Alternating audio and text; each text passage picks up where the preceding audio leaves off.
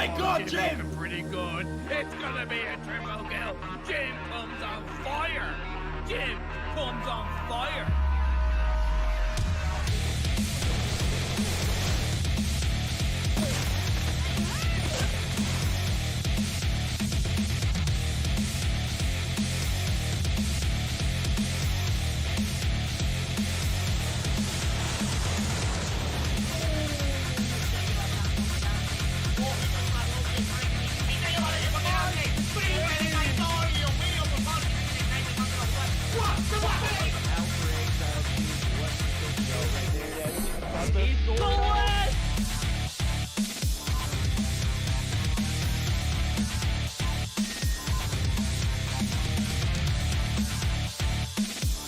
Right angle, but couldn't land the shot.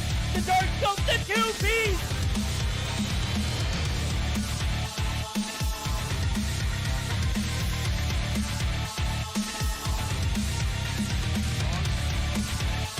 Oh, that's a bad!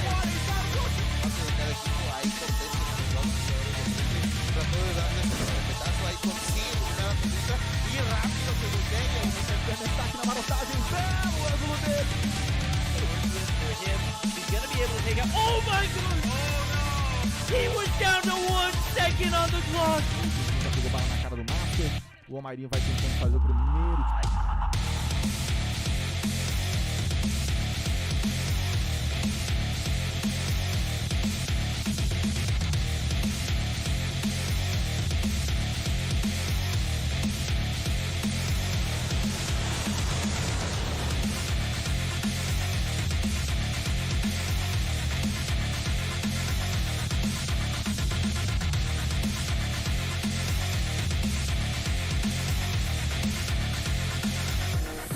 Da estátua vai tentar o tiro porrada e bomba! Vem! Clutch muito difícil de vencer, mas...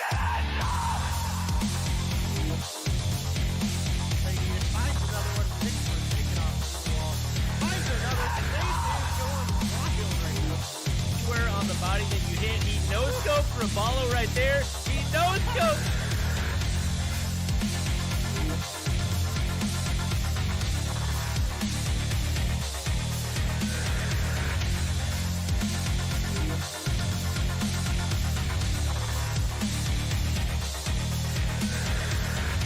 termina eliminando a Jackie, igual queda solamente vivo por parte de repente, consigue la primera baja de este round, se da cuenta que no puede.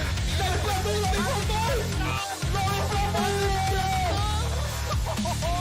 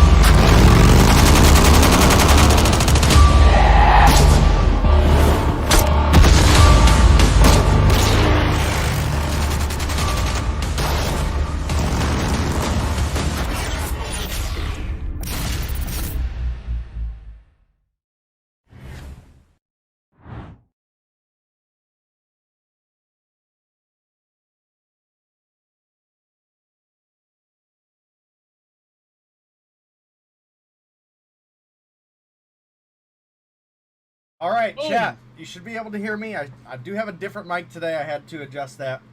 I'm sorry about the brief delay we had during the assets loading. I had an issue with one of them. I had to refresh it. But we are all set and done and getting ready to go. We have another intense day of Mobile Mayhem here for you guys tonight.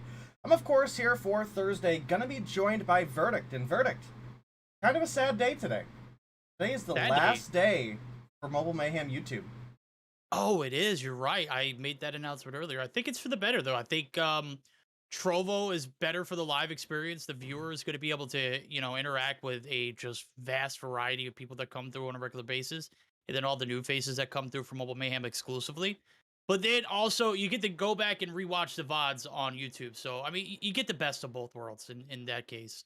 So, I'm thinking that this move might be for the better long run. Not just for us, but for the viewer experience as well. Yeah, we definitely should have a good time with it, guys. Of course, the VODs will be available on YouTube. We will upload them after the broadcast every single time, so that's not going to be an issue for people who do prefer to watch on YouTube. But if you want the live experience, you are going to have to come over to Trovo.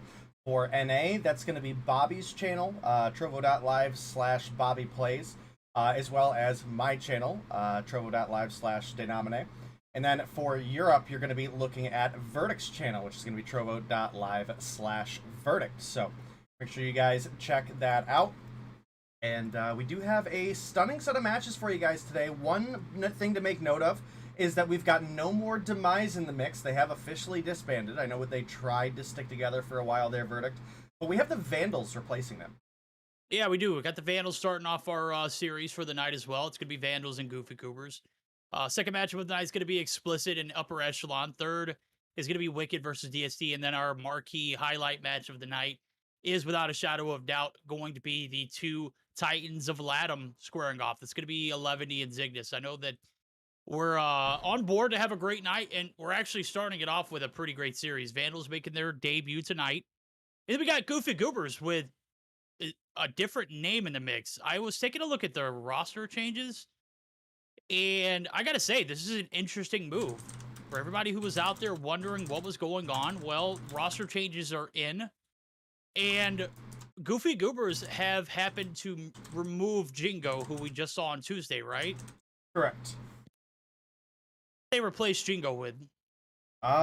It's looking like they replaced Jingo with Slothy, who is obviously formerly from Tribe. And I'm interested to see if that means Tectonic is just going to be stepping up full-time for that roster. I would have to imagine so, but having him jump over to another team so quick is honestly a little bit surprising to me. We could go into detail on that all day long, right? I mean, there's plenty of things in the the mix, only detail that I think is very important here in this situation is that Tectonic did change his name from NYSLM Tectonic to Tribe X Tectonic. So, I mean, I'm not, I don't know any official news, but I will say that Slothy is on a Mobile Mayhem roster that's not Tribe.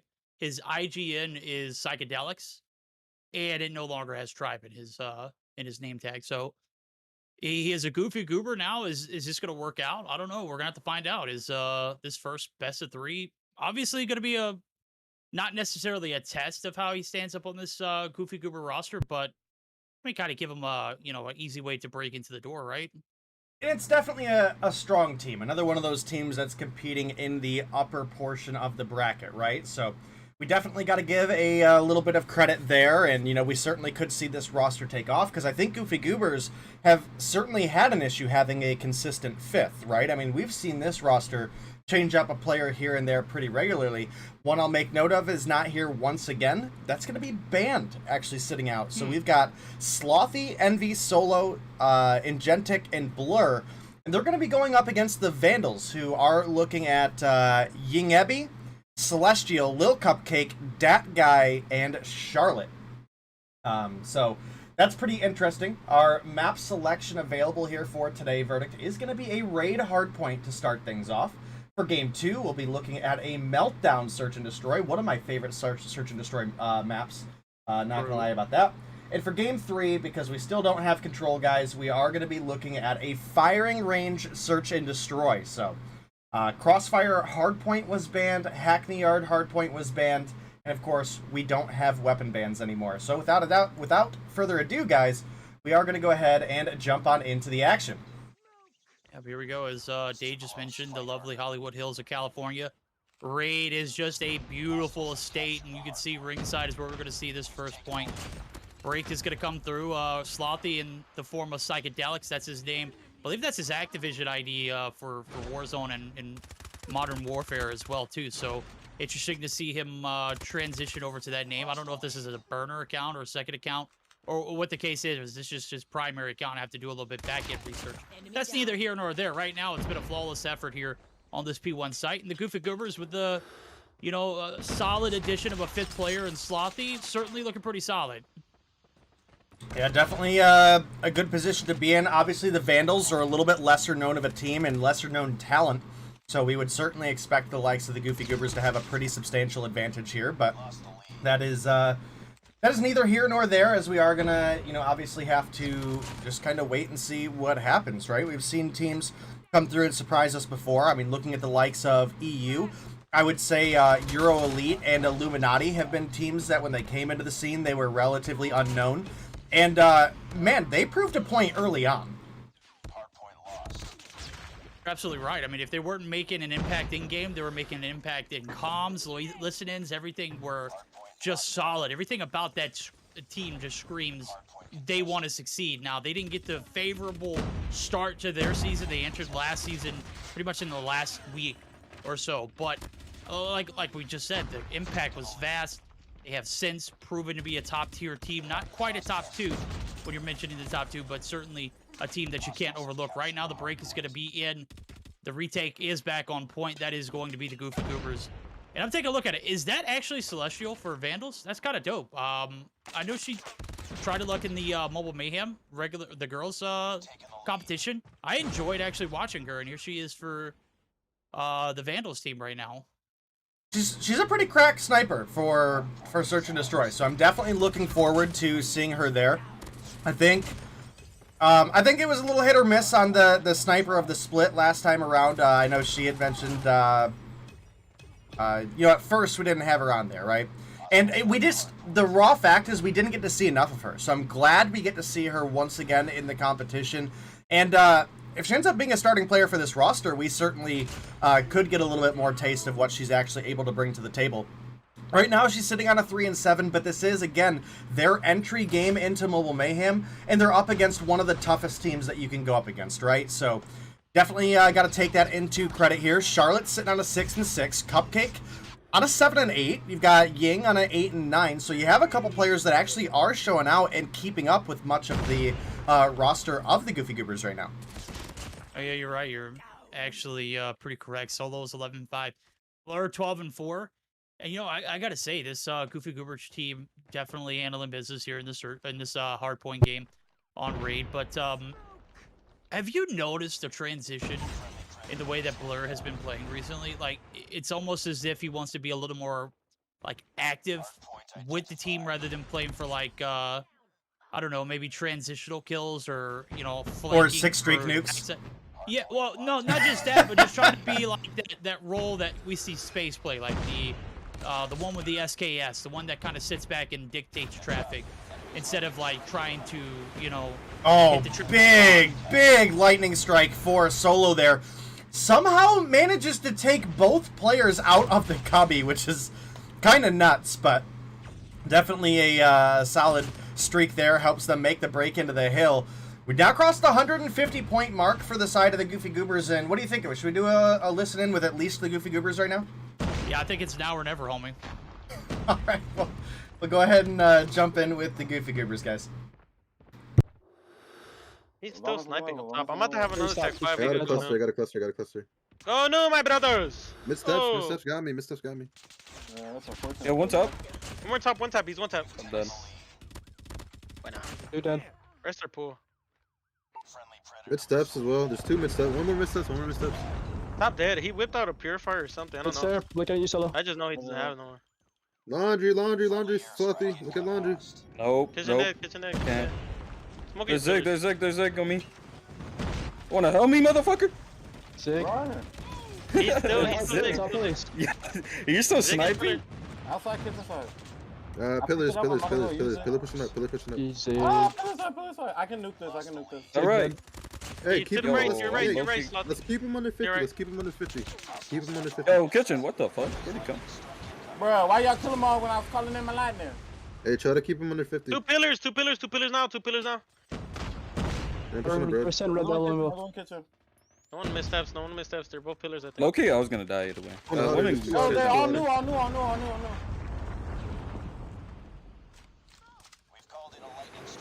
I'm getting wall banged. They're dead. They're Yo, dead. one Oh my low-key. god. Bro, how am I dying? Like, they're just. This is your Alright, ass. On the jump up. Yo, I needed one kill, guys.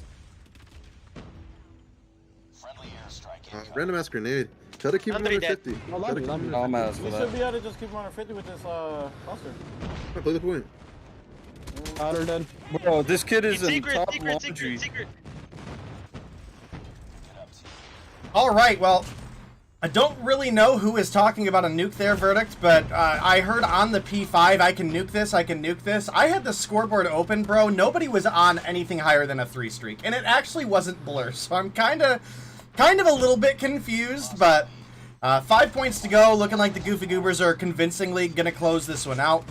We'll certainly try to get a listen with the Vandals later on in the season, but you know, when they're getting spanked the way they are right now, those aren't really the comms that we want to listen to, right? When we talk about listening to teams when they're down verdict and trying to make that comeback happen and listening for the energy, we're really looking for those closer matchups, right? Something that is doable. That matchup just when wasn't. you're talking about a 250 to 32 point game, like comm listen-ins opportunities are few and far in between. Maybe at P1 the first time around, maybe beginning of P2 before they get dropped out. But that was about it. That was the only opportunity that we may have been able to do a viable listen-in. And I'm going to be honest with you, that was a mad disrespectful game. Like, the comms, they just wanted to demoralize this team and find a way for them just to, give up. And ultimately, they did. It was kind of gruesome to watch and be a part of. Yeah, and you could hear it in the comms. I'm sure you heard it too. The, wait, you're still sniping? Yeah, that's right, guys. Solo was respawn sniping and was putting up 25 and 10 on board, so definitely can't complain with that. We had Blur put up 24 and 9. Minute for Blur, about a minute and a half for Solo. Almost 3 minutes came through for Ingenic, and about a minute and a half for Slothy there at the bottom. Obviously, when we compare it to the other side, I mean, it's just not even going to be the same game, right? We have not even 15 seconds touched by the side of Vandals, and when you look at the kills and deaths, you can largely figure out why. They're losing a lot of their gunfights. The Goofy Goobers, again, are one of those teams that's competing for the top of North America, so certainly a great performance out of them there, verdict. And, well, hard to argue with those results, for sure. A 250 to 32 win is... That's not a light win. No, it is not. And I think it's just going to get worse now as we're going to go ahead and jump right into Search and Destroy takeoff for game number 2.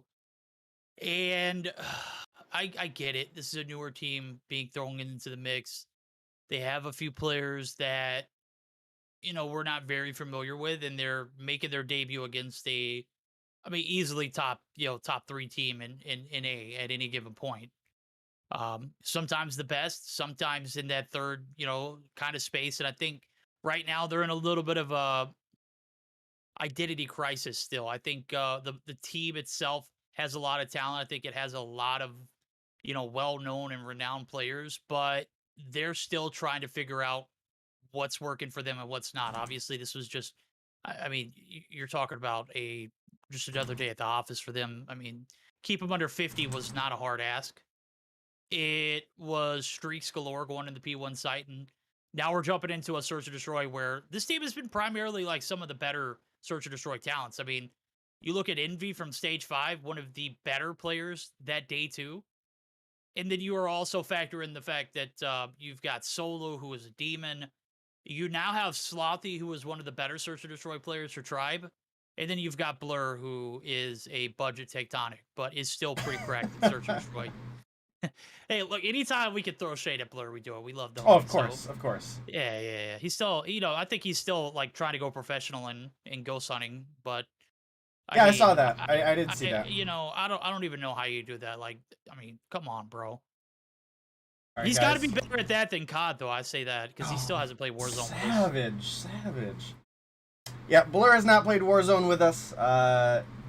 It sounds like we might have another COD mobile celebrity play with us here soon, though. So that should be fun. That's gonna be dope, bro. Yeah. We gotta like sponsor that or something. Get that somebody behind that. I mean, how do we increase traffic to the Warzone section of Trovo? Right, Well, right. one of the best COD mobile players on Trovo who streams too. We will keep you guys posted on that. Right now, we're in the action. The beautiful reskin of Stadium, one of Dave's favorite maps. Stop calling is it beautiful. It's so terrible. It's just so I bad. don't know what you want me to do here, bro. Oh, Celestials, cheeky shots. Does get taken down though. It's the 1 for 2s, and you taking down Solo. That's actually a pretty big feat before you go. Yeah, Solo's certainly a big player to have taken down, and we certainly expect to see more from this team. A lot of times teams are either search and destroy or respawn oriented. Well, so far Vandals didn't look like they were having a great time in the respawns, and well, they put up a couple kills early here in the search and destroy, but not quite enough, and that's gonna be the first round going over to the side of the Goofy Goobers. Well, I mean, that's no surprise. This team, I mean, regardless of trying to figure out what's going to work and what's not, they're a team full of slayers. They're a team full of Stage 5 potential talents. Stage 5 was certainly where we saw, a few of these players there. Blur wasn't one of those. He's actually taken down Slothy. Actually wasn't one of those either, as he was underage. And now the Snoop Genic coming through is getting the 1 for 1s. That guy, YT. Is that a self-promo? Can I say that? Can I just call him that guy? You can call him that guy. Okay. Don't be that guy. That guy. Yeah. Shameless plugging of the self-promo. All right, well, we do have a 2 for 2 trade early on, so this round is looking doable. Solo gets taken down. Charlotte playing a good angle mid. Gets the kill out of the window there, but Slothy rotating from behind. Surely this is a free kill. Slothy, you can get some. Gets turned on. Oh man, it's hard to be nice about what just happened there. Hard to hold back the savage. I mean, channel your inner savage, Day. Let it happen. Let it out. Let it be. Nah, it would have been too much. I'll DM you. I'll definitely DM it to you. It would have been too Whatever much. you're doing with your mic now sounds so much better. How much closer to it are you? I'm in the exact same position I've been all night. Okay, you just moved back a little bit. Nope. Whatever you did just a second ago, it was so much clear. It was so much better. It was louder, sounded clear for that particular moment. And I didn't want to call you out, but we're always looking to improve ourselves, right? We're always trying to better and make the best of everything, and that's just one of those scenarios right there. The best of Goofy Goobers was found in that round. Dat guy gonna find first blood. Snoop Genic is gonna get the revenge. Oh boy, Envy Blur, they're combining for 2 more, and that is going to be Dat guy with the 2-piece before he drops. The good old 2 for 3s. Bomb's gonna be pushed up. That's gonna be another A-side push here for the side of the Goofy Goobers.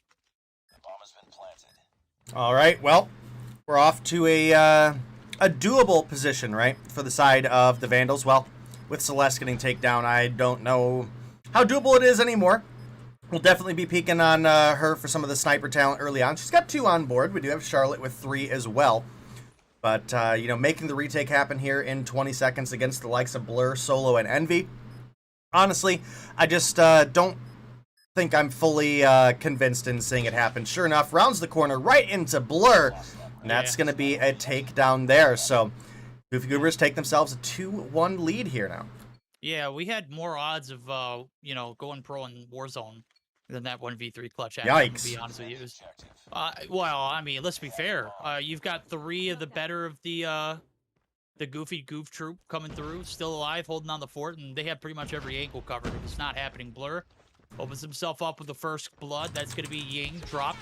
Charlotte taking some damage right there. Are they from EU? Oh my, I don't care if they're from EU or not. That nade was beautiful. Slothy gets absolutely naded off the point, and that is going to be the 2 for 2s. Gotta say, the Vandals actually look pretty solid on Surge. They don't look like they're a pushover team right here. Solo comes through and completely With the doof obliterates, doof. the doof doof. Speaking of Warzone, there goes the R90. Look at, oh my god, it's just disgusting. I tried to switch over to it in time, but I didn't catch it. I caught the receiving end. Yeah, I you caught didn't the wanna receiving see- end. Oh yeah, you didn't want to. Oof, bro, Solo is just. I think he might get dropped on here. I don't know if Celestial knows that he's there. Yep, she does. No, she doesn't. No, what? Oh, oh. Problems of mobile players sometimes. Finger on the screen right there, and well, that's gonna block her perspective of Solo, making that little jiggle peek there. And that's going to be the 3-1 lead now for the side of the Goofy Goobers. We're going to be on board with Celestial off the start here. Again, we were mentioning the sniper talent that she was in Mobile Mayhem Girls, and now she's trying her hands here in the main series. So definitely a tall order. You're up against some crazy sniper talent, and apparently some crazy shotgun talent. Well, you know who's got some pretty decent talent too? It's good old Snoop and Genic. Look what he's rocking right here. He's definitely going all in for this Shickum meta, right? Smoke comes down, bomb's No gonna shot, go down. right? No, a little cupcake, free kill Oh, right there God. on Envy. The Snoop get a single kill with the Shickum 1. Oh, that kind of slapped right there, bro. All right. Let's not pretend like the Chickum actually slaps. Oh, mama. Mama Genic, let's go. Okay, well, maybe it doesn't hit from range, but certainly has potential up close, maybe. No, we are straight trolling right now, but Is that what's happening? Oh, absolutely. Whoop, right over my head, bro. Yep. I ain't gonna hesitate to call him out for it. We all know the Chickum ain't it.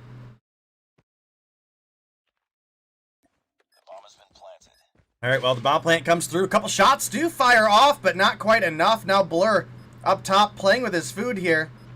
Oh, yeah, might have played a little too much, bud. That guy gonna come through, taking down Budget Tech. If that was real Tech, he'd got the one tap with the Eagle, right? Oh, easy. Well, here comes the 3 burst. The Shickum. What a bad play that was. Oh my That goodness. was just, oh man, it was a bold Eagle shot. You know what? I kind of appreciated just the nonchalantness of getting the getting the bomb defused. Obviously, you're in a position where it's a 1v1. You don't know where the player is. Obviously, he's up top. We saw it. He didn't see it though. But here we are. Full swap now as the attacking strats are going to come through. 4-1 lead for the Goof Troop, and not even 4 rounds in, we see the Shickum make its debut here in a Mobile Mayhem. We thought EU was pretty bad tonight. Well, in NA, we've got Shickum action already off the prip. Listen, I dig it, all right? You Using know? the Chickum is like right up there with body shooting. Right up there with using the Modern Warfare AK, right? You know what? The gun slaps. Gun slaps, okay? It's slaps in the hands of the beholder, right? Yeah. Yeah, there you go. All right, well, Envy, 3 kills on board. Banana Mac in hand. Starting to push on up. Was thinking he was going to get the rotation behind Ying there, but, well, Blur's going to find that headshot. That leaves that guy left alone in a 1v3. Think you were... Oh. Some That superior that trigger chat discipline is right what we there, talk about lack of trigger discipline. That, my Yo, friend, is when you get a homie little was extra. already all the way around the corner, out of sight. Oh, boy. Oh, Yeah. yikes. Yeah, we need to buy this guy some patience, right?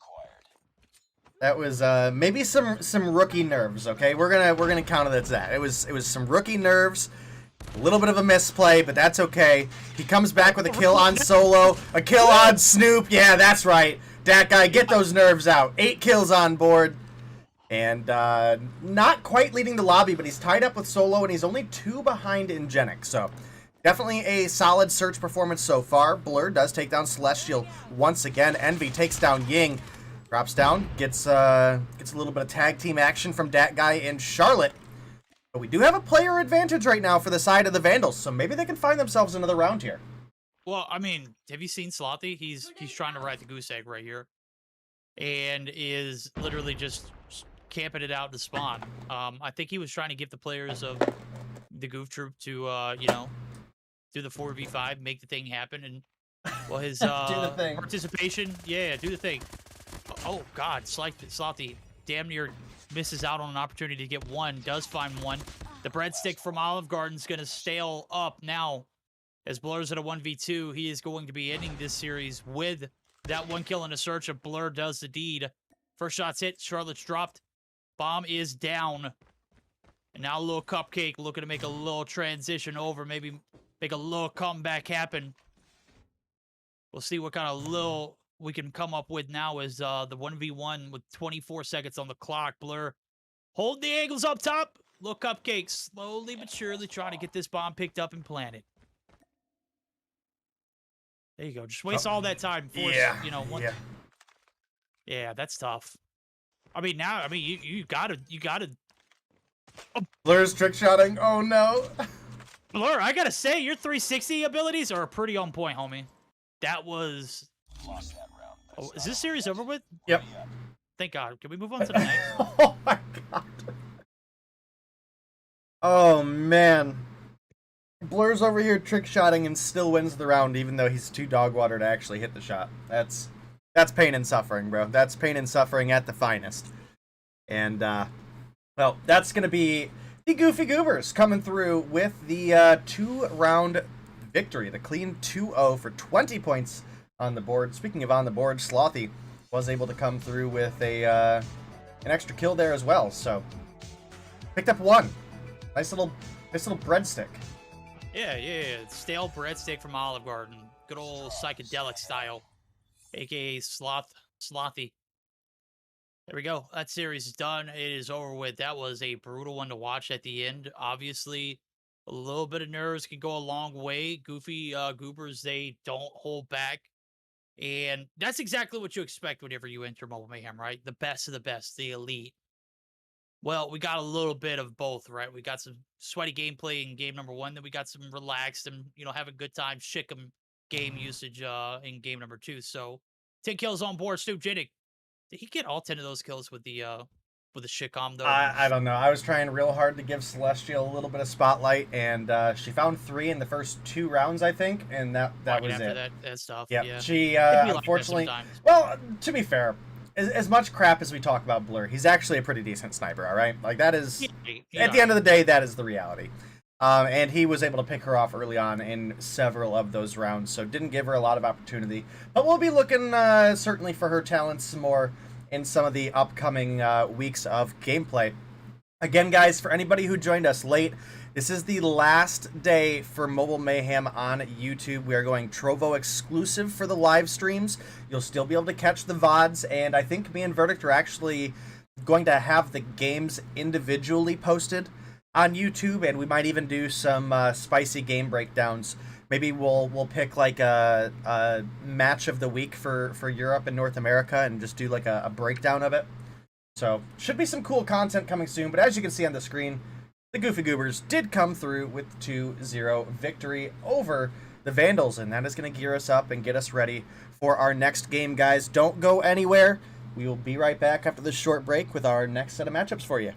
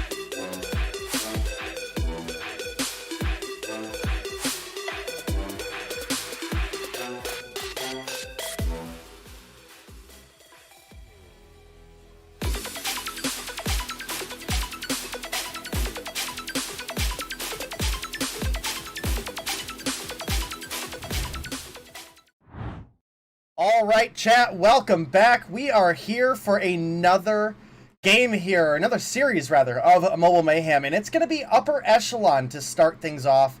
They're going to be going up against Explicit. This is a matchup that I think largely we would probably be leaning towards Upper Echelon, but the performances in the past couple weeks for both these teams may have me leaning in another direction. Not necessarily that I think Explicit's going to win, but I certainly could see this actually being a really solid matchup here, Verdict. Yeah, and this is a team Upper Echelon, right?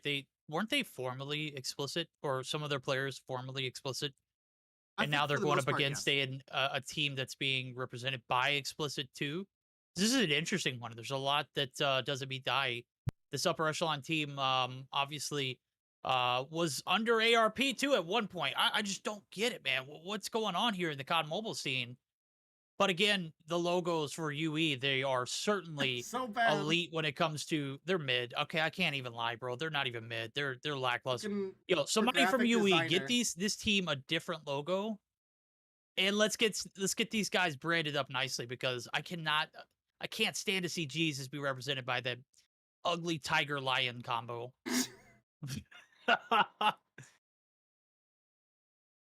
Oh man. All right, guys. Well, yeah, search and graphic designer for Upper Echelon. Fire logo.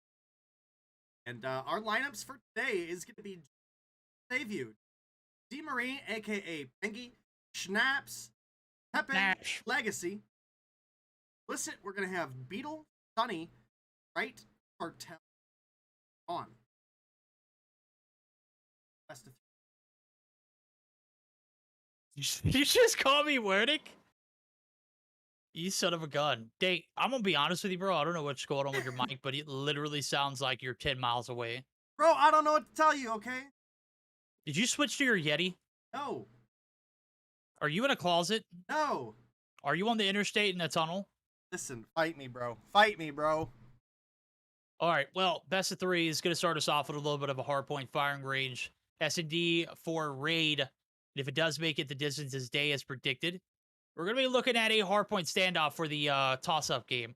Obviously, we are getting geared up for it. S&D Hacienda has been banned by UE. Explicit have banned hardpoint crossfire. And this is where we start the action. The best of 3 is on this firing range hardpoint map. As we're getting geared up for it. I think UE takes this in 2 day. With all due respect, homie, I just don't see this being Explicit's day to upset a team that's been griefed pretty much the entirety of the past week. Well, I guess we'll see here verdict. Obviously, it's going to be a difficult matchup for the side of Explicit. And, you know, if they've got some shining bit of light that they're forward to, right? It's going to be that upper echelon massively threw a hard point on this map last week. So, maybe they can take that energy and run forward with it. Maybe not. We'll have to see. Jesus up top is able to get a kill.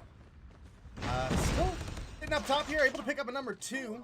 Would likely expect that call out comes through here pretty soon. Try to get him out of that tower. But Explicit, they're rotating over. They're setting up well for next. Up another kill, 3. Down. That Chow at the corner, but gets taken down by Cartels. Point lead side of upper echelon right now, and Explicit, they rotated early, and they get taken out. There we go. This is it right here as we are setting up for P2. Everything that has been fought for at this point is all out the window. If you're not an armory, you're not getting that money hill. Right now, that's going to be Explicit, who set up early. It does get shut down. That's Pepe on Trovo. Right, my guy is feeding. It is going to go ahead and find another, but Bright finally able to take him down on the transition. The point, snaps. Jesus Legacy, they are stacking it up. 3 people in there for the side of UE. They are looking to hold it down. The fort is not going to be compromised. Here comes the push. Bright, contest, finds 1. Sonny gets another. Legacy's the last on board, but plenty of time for reinforcements to come through. No, the break might come down to a 1v1, and Yawn. Oh my god, Yawn gets dumpstered. That is a tough one to lose. And those last little bit of 15-second trickle time, it is not going to be scrapped for. It is certainly going to be for free, and Legacy going to be able to maintain the full hold here for the side of UE on this P2 transition. All right, well, scoreboard open for a minute there. We certainly have a couple players shining above the pack. One is going to be Pepe with 12 kills on board Cartels. Next closest to the lobby with 10. So definitely a couple players shining, a couple players straggling behind. About a 60-point lead for the side of upper echelon right now. Bright hops the corner, finds 1, push it up, looking for some more aggression. Find an assist as Cartels takes him down, but Jesus is here for the refrag. Gets 2. Gone, finds 2 of his own in the competitive push for Explicit for P. Stays alive as they maintain control of the trailer here.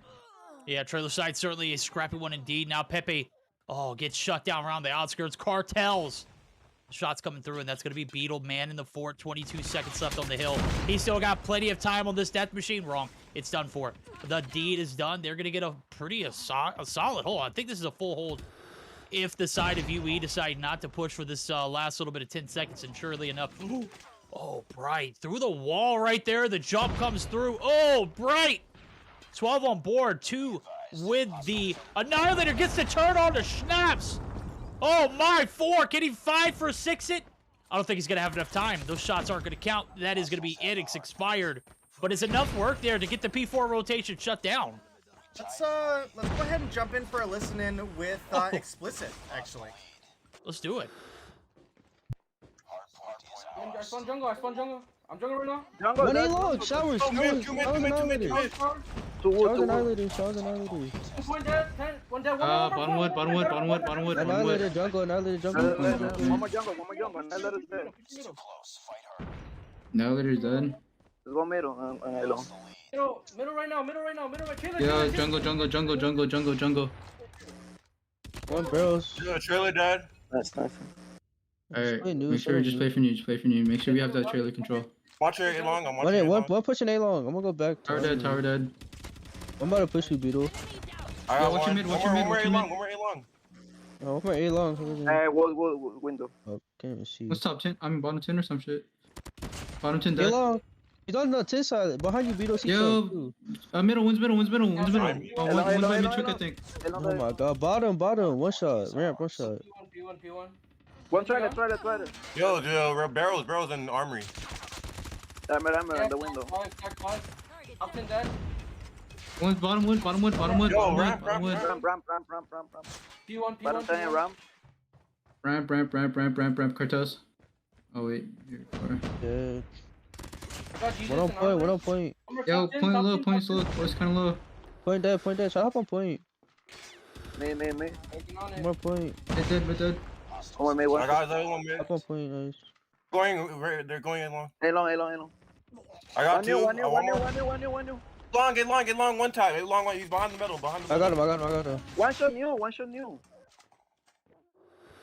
All right, maybe stuck around a little bit longer than anticipated there, but, you know, as things kind of slowly got pulled away from them verdict, I definitely wanted to hear how they reacted to that. And I got to say, they're keeping the energy moving forward at least. You could certainly hear the frustration, but I definitely got to say, I think that they're in a good position as far as carrying through this game right now. So we'll have to see. It's about a 30-point lead for the side of Upper Echelon.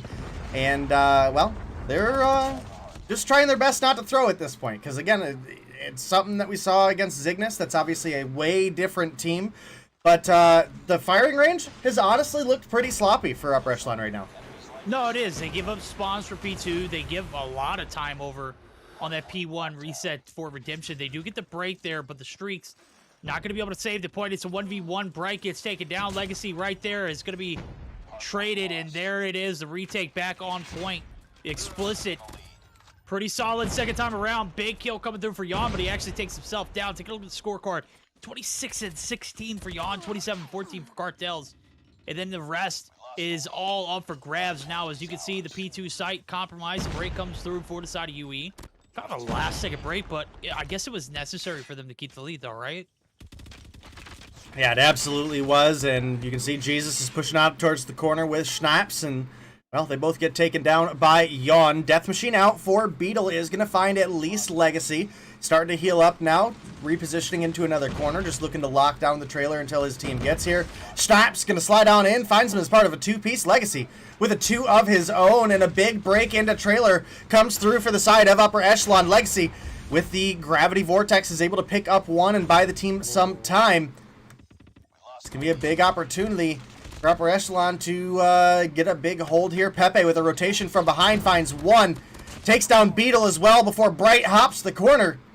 We're once again at a 30-point lead for the side of Upper Echelon, who again have honestly been struggling a little more than I, originally would have expected this roster with who they're going up against, right? I mean, this is basically Devious 2.0. Is it really, though? It's got Yon in there. I don't know if you can really classify this as Devious 2.0. I mean, you've got Rehan, who's not playing the night, and then you've got Beetle, who are actually the only two from that roster. Cartels, Sunny, Bright, Yon, these are all completely different teams. Obviously, Beetle being here is the primary reason for that. Cartels and Sunny are ones that have played with Rehan and Beetle in the past, though. Yeah, but they weren't Devious, though, homie. No, but they're Devious now. Well, fair enough. They are deviously not going to get this break here on P4 as here comes the streaks. Jesus has accumulated a few of himself, is going to be able to pop the Predator missile and the cluster, and there it is. 210, the push through the backside of trailer, 30 seconds left on this point, and they are making a full-on, full-court press. Looking to get this break. They're going to need it as their opponents are literally only going to be about 3 or 4 moments away from closing this out if they don't get there in time for the break. Want to do a listen-in real quick with Upper Echelon? Yeah, let's see how those comms sound. Maybe they can close this one out. Cubby. Trailer one. Hey, bottom. Oh, he's one shot. I got top. Rotating around. Actually, I'm gonna get armor. Jesus, I'm with you. Hey, long. Throw wall. Got one of them. One more pengy. To your left. On the wood. Pengy. Nice. On a wall. Ramp it No, out. he's Ramp dead, the trailer. he's dead. Trailers. One more trailer by himself. Orange red. Drown by himself. He's watching door to barrels. I'm gonna try to get Elon. I'm smoking you off legacy. Whoever's in point. I need help. Pushing through Elon. I'm One gonna trailer, watch your trailer. He's outside the wood. Got you. Yo, Sparrow trailer. Oh, Sparrow got me, dude. Trailer. They're all dead. No way. Bottom 10 right now. 2 on point. And they have a trophy in point. Hey, I got a lightning if we need One it. tunnel. Use See it. them. Nah, I'm gonna save it just in case. Right now. Yo, their trophies are destroyed. One trailer, one trailer, bro. One shot. When it's on that little Focus sniper on you, range, focus on you, Martin focus dead, on you. Martin. One Let me- tower. No, Oh, he's one tap on the Focus tower. on you, focus on you, focus on you, focus on you. I'm gonna get hold the Thank pengy. you. I'm Yeah, gonna let me get this Do it as soon as you can. Yeah, I I'm got gonna flash, I got flash on barrels. Yo, they're pushing Pure mid fire. side. Oh, this is just. Oh, get that's- him, nice. That's sweet. Let's go. I didn't use my Good lightning. shit. All right, guys, definitely some solid comms coming in there at the end of the game as, you know, you could hear the compliments coming through from upper echelon on each other, congratulating themselves on the victory. And, you know, they a little bit more of a narrow game than I anticipated it to be early on, Verdict, but definitely a good closeout performance by Upper E. One thing I will mention is that Explicit, I think, actually won a lot more of their gunfights than I thought they were going to, so they definitely are looking solid moving into the Search and Destroy still. Yawn put up 37, Cartels put up 32, you've got 28, 27, and 26 for the rest of the team. Look over at the opposition, the numbers are not that far apart, right? You've actually got Jesus as the top frag, which isn't really a shock there for me, but he didn't put up as many kills as Yawn, and the rest of the team is at 29, 28, 28, and 24, so Explicit actually kept up really well in that last matchup. Yeah, but the difference here is there's one player with 3 minutes of objective time for the side of UE, and there's really no clear breadwinners for the objective in the side of Explicit. You could get as many frags as you want. You know, this is not a game of 250 to how many, you know, team death matches. You know what I mean? It's not like your first to 250 kills wins. No, it's no, but your kills can help you maintain map control and things of that nature. Yeah, but I mean, being able to capitalize on that is another thing, and that's what it leads me to. They're not objective focused. They're not objective oriented. A lot of their kills, you know, 37 and 22 is great, Yawn, but you've got to find a way to, you know, motivate the troops to play the objective in order to get a win, and that just wasn't the case there. You are absolutely right, and as we look at our map picks once again, Verdict, you guys will be able to see that Upper Echelon do take that game 1, that firing range hardpoint. Now for game 2, we're going to be getting ready to move into a Search and Destroy on Raid. This is definitely a map where snipers can capitalize in. Well, normally for Explicit, that would be Rehan. We see a couple other players snipe here and there, but Rehan has definitely been the main one on the stage. Up against the likes of Schnapps and Jesus Can Save You is going to be a little bit difficult to deal with on a map that there's just so many long angles, right? There's 3 like direct lanes on Raid, correct? You have, you know, your pool side, you have mid, and you have rings. You've got laundry room or red room, you've got kitchen or L wall, and you've got bedroom and you've got heaven for the lanes respectively, right? And not having a matching sniper talent here for today, or at least not that we expect, is quite possibly going to be a little bit of a hurdle for Explicit to overcome. Again, they were actually winning their gunfights pretty solid, so with limited lives, that could be a big benefit. And, you know, the big question now is, do Upper Echelon close it out here in 2, or are Explicit going to find their way into a game 3 where we would have a standoff hardpoint? That's going to be a large ask considering we don't see Rehan in the lobby. I know you mentioned the sniper talent being through and through for him in particular. And I know that this team has Search and Destroy potential. Who did they beat on Tuesday in Search? It was Yo Mama, no, it wasn't Yo Mama. It was Tribe. No, it wasn't Tribe. It was Goofy Goobers. was Goofy Goobers. That's Yes, what it was. that sounds right. I was like, yeah, it was one of those like top tier teams in NA. And I remember watching a little bit of it as the wife and I had a little bit of a date night that night because that's usually when we're not playing video games, right? So here we are. No, it was Zygnus. Was it Zygnus? That's right. It did go to a game 3. It was a 20-minute delay in between the game 2, right? I think it was like right at 15 minutes. I mean, it was 20 minutes on me.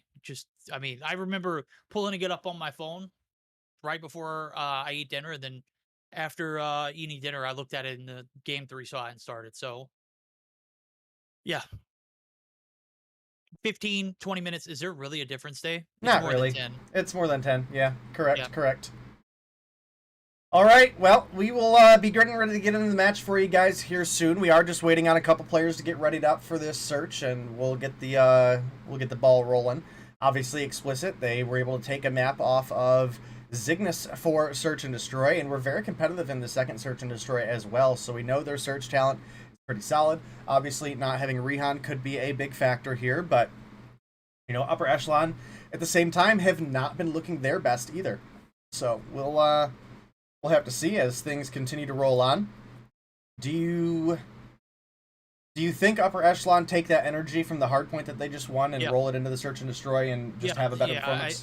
Well, not just that. I think that just this team without Explicit, without Rehan sniping, is not the same Search and Destroy team that we're, you know, looking to see take us to that game 3. I'm sorry. I know that Rehan is a good sniper and all, but I think he really is like one of those game-changing players in Search and Destroy in particular. And I don't think that this Explicit roster without him can do what they did against Zygnus, against this UE squad. I just don't think it's possible. Spelled Echelon correctly here.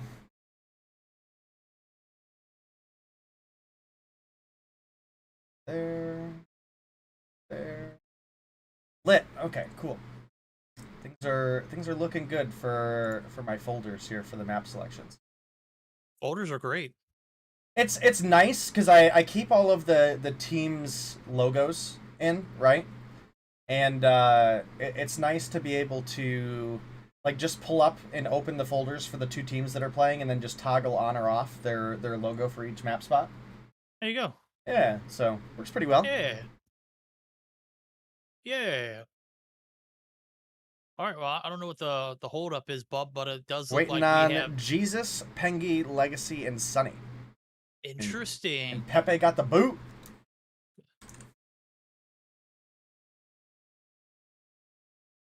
All right. Sorry, I'm like modifying things over here. All right, there we go. Fantastic. All right, Explicit is all ready. Waiting on a couple players to get readied up for the side of Upper E, as well as waiting on presumably Pepe to rejoin. You know, as a matter of fact, I do have their roster. No, we're not going to see Pepe join back. Actually, he is restarting his internet right now, so we are getting Veteran. I was about to say, well, then we've got Veteran and we've got Awaken as subs. So Veteran coming in will definitely be. Wait, Awaken isn't on the Goofy Goobers anymore? That's probably been long. That's probably been a long time ago. That's a long time ago. Wow, bro, that's how much these teams change up. That's back when Upper Echelon was Explicit. Is when that happened. Yeah, bro, you can see, man. There's always some changes coming through. As a matter of fact, we saw Slothy in the Goofy Goober roster tonight. Well, you remember when Goofy Goobers picked up Solo during the Sunday Showdown? Yeah, that was.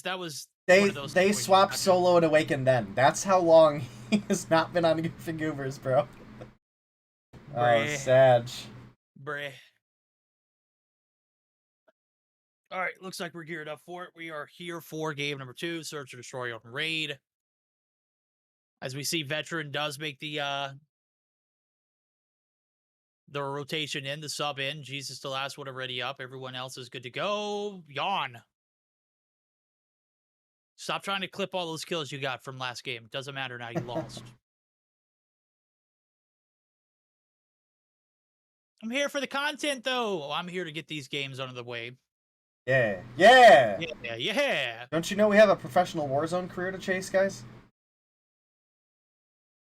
Wait, we're trying to go professional Warzone? Content creation. What, like Oh, man. 100 ways to die in Warzone? Yeah, 1,000 ways to die. Yeah, that's it. What about 18,000 ways to die? What about 1,000,000 ways to die in the West, huh? Is that a movie? Yes. Interesting. Seth MacFarlane movie, actually. Yeah, I remember it. Funny. It's funny. It was hilarious. Yeah, yeah. Yeah, you get a cut then, bro. You're pretty much dead, or they're gonna amputate everything. All right. Well, we It's actually are. a good movie too. Yeah, we're actually finally getting ready to get into the game, guys. One quick time. That is a reminder that we are on Raid Search and Destroy. Upper Echelon took the victory in the first match, which was a firing range hardpoint. Now they're going to try to close things out here in 2-0 fashion. Well, 2-0 fashion. It will have to see now as the push is coming through. 5 players stacking up the pool side of the map. Raid. One of those 3 lanes that we were mentioning on the right side. You got the perch and the bedroom. Well, the muddy room is also a pretty high point there. Schnapps coming through with the energy. He's going to be able to find one, but it's a 2v3 and Explicit. On the attack, it might have found a little bit of... Oh my god, Schnapps gets taken down. Oh, you know what? I thought I saw Legacy still alive, but I didn't confirm. Maybe it's the Wars profile picture that throws me off too. I don't know. It's a 2v2 now. Schnapps gets taken down, and it's all on Veteran and Legacy to clutch up. As Beetle and Yawn, they've got the bomb in hand. They have made the rotations over to the B site. All right, well, as things continue to roll on here, we do have a 2 versus 2 in the tail end of the first round here. It looks like the bomb plant is going to come through for Beetle. It's him and Yawn versus Veteran and Legacy.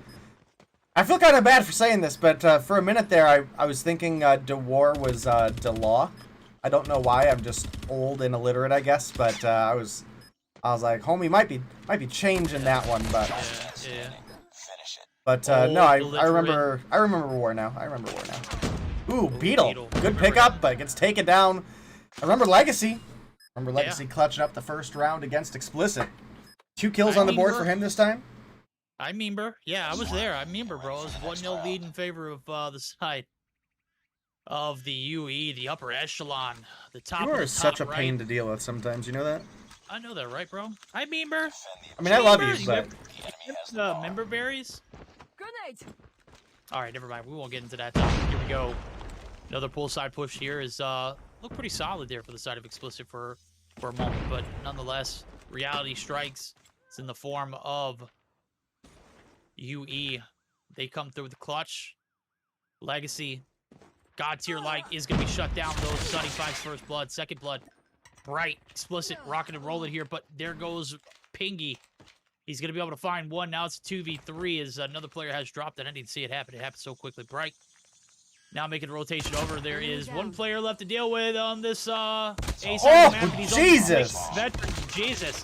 Finally gets shut down, and it's a 1v1 yet again. But the bomb's not down. Bright and War, a.k.a. Veteran. How do you get to War out of Veteran? Well, what do you mean? It's certainly it's War from Mobile Mayhem Girls, right? Oh. You know, like a lot of the guys are doing like the guys and girls are doing like think Deanna Bella and DeBenji. Oh, so we ship that? I guess. I don't know. Is that what's going on here? I just said that, bro. Get out of here. Yeah. Why are you letting me become this person, Day? I'm not. I told you that was some stupid millennial-ish, and Tectonic even confirmed. He was like, you know, he ain't wrong. That is some stupid millennial-ish, and you know, here you are repeating it. You're just. Oh man. I was waiting to be cringe as hell, bro, and I was waiting for you to. You know. It's just terrible. It's just terrible. I know, I'm god awful. They should, I don't even know how I continue to do this, bro. I don't know how people just... You know what? Let me just stop shutting up so that people don't get the idea that they can, you know, have me removed from anything, everything. Might as well, right? Yeah. You're right. Here we go. Yawn finds first blood. That's going to be Pingy. I don't know if Pingy's starting off on fire. I think we've seen him struggle in Search and Destroy recently. He's got a breadstick. Jesus dropped as well. He had 4 on board. Now it's... The War, aka Veteran, and Legacy. War! Coming through with the two-piece, though, shutting down the kitchen side. But that's not going to prevent the bomb from being planted. 45 seconds on the clock now as we see 3v2, the 2v3 retake coming through. Legacy still holding down the kitchen site. Or not Legacy, but Veteran holding down the kitchen site. Legacy's going to get dropped, but he did find one. So 1v2 is a doable day. Not with the max hit at that distance. You know, Bobby thought the same thing, and then we saw someone get cross-mapped on Tuesday by a MAC-10. This gun is something all right, and, well, I think it's a problem. I would love to see it banned overall, but so far that's not going to be the case. Beetle comes to Cartel's aid, picks up the kill, and that's actually Explicit, taking the 2-1 lead. Why is Pepe not playing? Because Pepe was having internet issues, which is unfortunate, because Pepe was kind of frying. He also started pretty hot last game, and I'm thinking that's where he started to have those internet issues because he slowed down. I think he went like -4, which, I mean, that's quite all right. They got the win. That's all that matters, right? But, I mean, homie was literally 12-2 off the rip and was just clapping cheeks. Right now, cheeks are getting clapped, and they are not Explicit. It's a 2-1 lead. First blood does go in favor. Snipes drops. Explicit are covering all angles. Full side push. 100% successful right here. It is going to lead to the bomb going down, but Jesus and Legacy are left, and these are pests that have to be dealt with. Oh my God, talking about dealing with, I don't know how people can deal with those shots. Jesus just absolutely clutch right here through the window sight in money room. About 30 seconds left on board now. The 2v4 is a 2v3. Well, now it's a 1v3.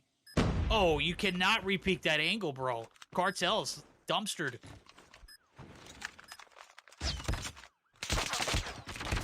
Split, that's tough. Yeah, Jesus takes it from both sides, and that's going to be the 3-1 lead for the side of Explicit, who might be trying to find themselves a Game 3 scenario.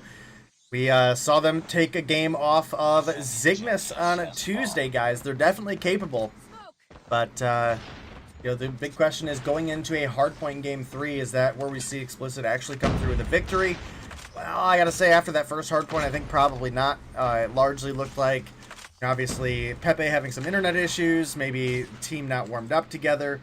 But towards the end of the game, they definitely tightened up, and we're looking pretty solid. Now it's Jesus and Legacy left alone in a 2 versus 2. Beetle getting the free bomb plant. Frag grenade coming in. Doesn't hit. It's going to allow the bomb plant to go through. 40 seconds on the clock here, Verdict. Can we see Jesus and Legacy clutch things up? Well, there's one for Leg. There it is, and there's just one to deal with. That's Cartels, who's literally holding the pull angle. We saw this same approach last round, and it panned out because there was only one player left to deal with. Well, he's the one player to deal with, and Jesus certainly doing the dealing right there. Cartels drops. We're going to flip sides, but the advantage still in favor of Explicit. This team, certainly a search and destroy nightmare for some of these top-tier elite players. Obviously, Upper Echelon is in that category of top 4 for North America purposes. Right now, they are kind of taking it here in the search, and that's even without Rehan. So maybe this Explicit team is just different for search, right? Quite possible. I mean, Explicit have been looking really solid. We mentioned that they took down Zygnus. That's not an easy feat for any team. So, at least in that search and destroy, in that game 2 search and destroy. Evo-san, I meant it exactly the way it sounded. He takes it from both sides, okay? He got shot in the back, he got shot in the front. Yeah. Use your imagination. Yeah. Figure it out. Figure it out. Right here, we'll figure this one out. The bomb goes down. Legacy finds one veteran, finds another Schnapps. Going to bite the bullet to a nade right there. Damn near gets taken off his block. Oh my, the push coming in. Beetle, one slither of health, is going to be able to get some shots in, but he's going to be taken down, and it's all on Sunny. Rotating from the top side of the staircase. 15 seconds on the clock. Schnapps! Why do you ego chow that, bro? Stay covered. Play time. Jesus from across the town. Shot's going to come in. There's no way you're going to get this bomb plant or bomb defuse. It doesn't matter. Sunny knows he has made a mistake, and that is going to be it. This tie is back. We are 3-3. The advantage that Explicit had rolling into this first attacking round or defensive round is going to be swapped. And now the momentum is in the courts of the hands of Upper Echelon. All right, well, we're all tied up 3-3. The first round of the upper echelon offense was looking pretty solid. Sunny's able to take down 1, make it 2. Let me get my perspective switched here. Before getting taken down by Dwarfs. 2-for-1 trade in favor of Explicit. Now, you can see Bright is making a long side rotation. Here's the shot below him. Jesus. Oh, takes him down. Nice shot. Get rid of that J358. Pick up the Banana Mac. Now Jesus, he's in a great position, actually. He's got 8 on board. I mean, he has been frying this game, along with Bright, who's sitting on a 9. So, it's a 2v3. Did have Yawn take down Pengi. Now, rotating on over. We know that DeWar, a.k.a. Veteran, needs to be a little bit careful. His homie just got taken down planting the bomb. Gets the bomb pickup here. Trying to get out of dodge. Jesus. And a little bit of a gunfight with Beetle here mid. Gets third-partied. Taken down by Cartels. I guess it's not technically third-partied, but... Oh, Beetle. Nasty. We've been playing too many battle royales right there. The wall bangs coming through. One shot Veteran was, and sure enough, it doesn't matter how much damage you drop off going through that wall. All he needed was one bullet to just graze in the vicinity. Gets the job done. Upper hand back in the hands of the side of Explicit, and upper echelon are down again. Can they close this series out in 2? Well, right now, Pengi finally starting to step up, pick up the slack, does find first blood. Sunny drop Yawn quickly there to get the trade. Now the bomb's going to go down. It's a race for the clock. 45 seconds on the clock. Indeed, now Yawn eating bullets left and right. Multiple players trying to get the shots through. Schnapps coming through with the shots up top. Laundry. Bright finds a nice, nasty 2-piece. Or, no, that's Bright and Beetle. I'm sorry there. Bomb's going to be work to be defused. Schnapps and Legacy looking to close it. Oh, my God. Yawn Beetle. What the hell was that? Bright does the deed, though. Unnoticed. Hot damn. Well played. That He was, threw me out there for a second. yeah. Well, this is map point for the side of Explicit. They're looking to get that game 3 underway. You know me, though. I'm on board with the if you found 3, you can find 3 more in upper echelon. They're in that position right now. So we'll have to see as things continue if they can end up bringing it back, closing it out in 2, or if we could potentially see Explicit have a chance to, see Explicit potentially make the full-on comeback happen. Ooh, Beetle, good shots. Cheekies coming through. Legacy drops. Banana Blaster might be a bit of a up-close and personal weapon, and didn't necessarily have the range to take down the kilo here, as it's a 4v4 1-for-1 trades. Bright's drop. Jesus almost half health right there. Sunny, oh my, Sunny has been pretty clutch through, but he is going to be Banana Blaster himself. Veteran's going to be able to pick up the Atomic Star, and here comes the shots. Yawn dropped. 3v2, it is all on Cartels and Beetle to close it out, but the bomb hasn't gone down as of yet. They're still waiting for the push through the pool site. It's not. How the hell do you do that, bro? Right through the side of the Kraken is going to find that one player. Cartel's last alive. CBR at hand, playing for his life in the cubby site. This is for map point. He's split right there, front and back covered. We're going to another round. Another round indeed. We're looking at a 4v5 as the comeback getting ready to happen. Verdict, or is this going to be a game 3? No, I'm here for it. If Explicit are going to play the way that they've been playing, I will absolutely get down with casting a game 3 here. And you know, I think they're in need of their logo being on the map pick scene for a little bit here. This is a potential big win for them. Ooh. Potential big win indeed. We gotta close it out here. It's a 3v4. Sunny gets a little over anxious and tries to push the bottom side of the staircase in red. Gets 2 players with the Banana Blasters in their hands. Now the rotation's through. Oh my God, the convergence. It is all out. A full court press. Legacy gonna be able to take down 1. This is not the play. Back, Explicit. Stop playing so aggressive. You're on the defense, homies. You don't need to get all the kills. You just need to wait for the right ones to come through, and that's Yawn doing his deed. Gets that player coming up the driveway. Bomb's going to be collected now, and they're going to be rotating back. One player up top, red. It's not going to be peeking. That's going to be Bright. He's technically on the outskirts on the little jump up right there where the rock is, but there's the call-outs. Now they're just hovering over the B site. Wait and find out until you see that A side push or hear that A side plant. You can already see the doubling back for Cartels. He's going to find one. He's going to find two. And that is it, ladies and gentlemen. We are going to a game 3. Explicit wins 6-4. All right, well, Verdict, definitely a big game there for Explicit. No matter what happens for this game 3, they've at least found themselves 5 points, maybe even more, by picking up that win. This is 2 weeks in a row that they have taken a search and destroy off of teams that we absolutely expected to come through with the W. So I'm starting to believe a little bit more in the Explicit bandwagon here. And you can see a little bit of a dance going on there for Beetle at the end. You got Bright playing the music. You got Yawn drinking some of that Norwalk, Connecticut water. I mean, bro, it was something. It was something all right. All right, well, game 3 bound. Here we go. It's hardpoint standoff that we're looking at. And we saw how the hardpoint played out earlier. If it was a team deathmatch, Explicit would have won without a shadow of a doubt, right? It's not, okay? It's not 250 team deathmatch score limit. It's hardpoint 250, okay? First team to reach the objective, which is 250, wins, not kills, okay? Explicit, reprogram your brains, get on the objective, PTFO, homies. Play your hearts out because this team has a lot of potential. Obviously, they fry in their own given right, but it doesn't translate to anything other than just looking good, right? I mean, it doesn't pay to look good, though. You've got to bring... That's not true.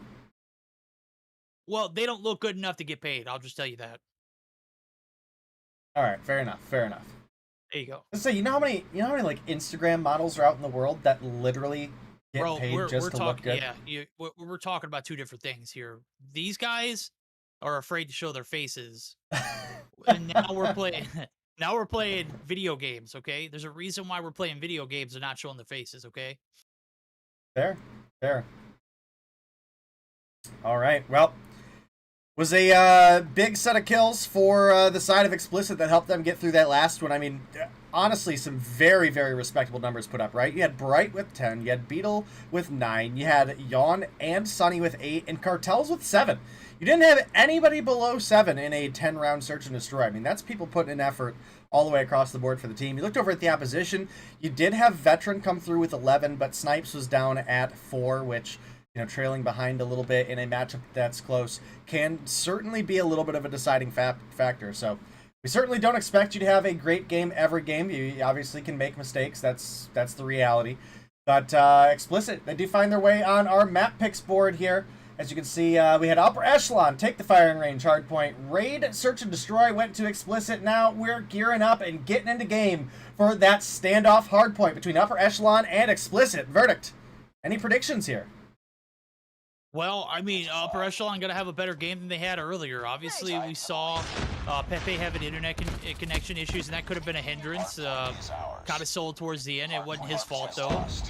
Now it's, you know, no excuses are going to matter. This is a matter of you win, you get 15, you lose, you take 5. Right now on this P1 site, Courtyard is certainly looking like it is a graveyard indeed. As we're about 20 seconds into the point, it's a split decision. This is going to be a close one.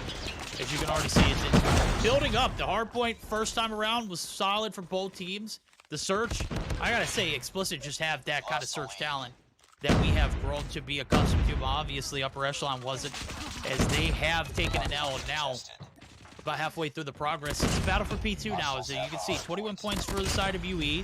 Their focus should be for the P2 rotation. And lo and behold, I don't think they are there to get the first initial advantage.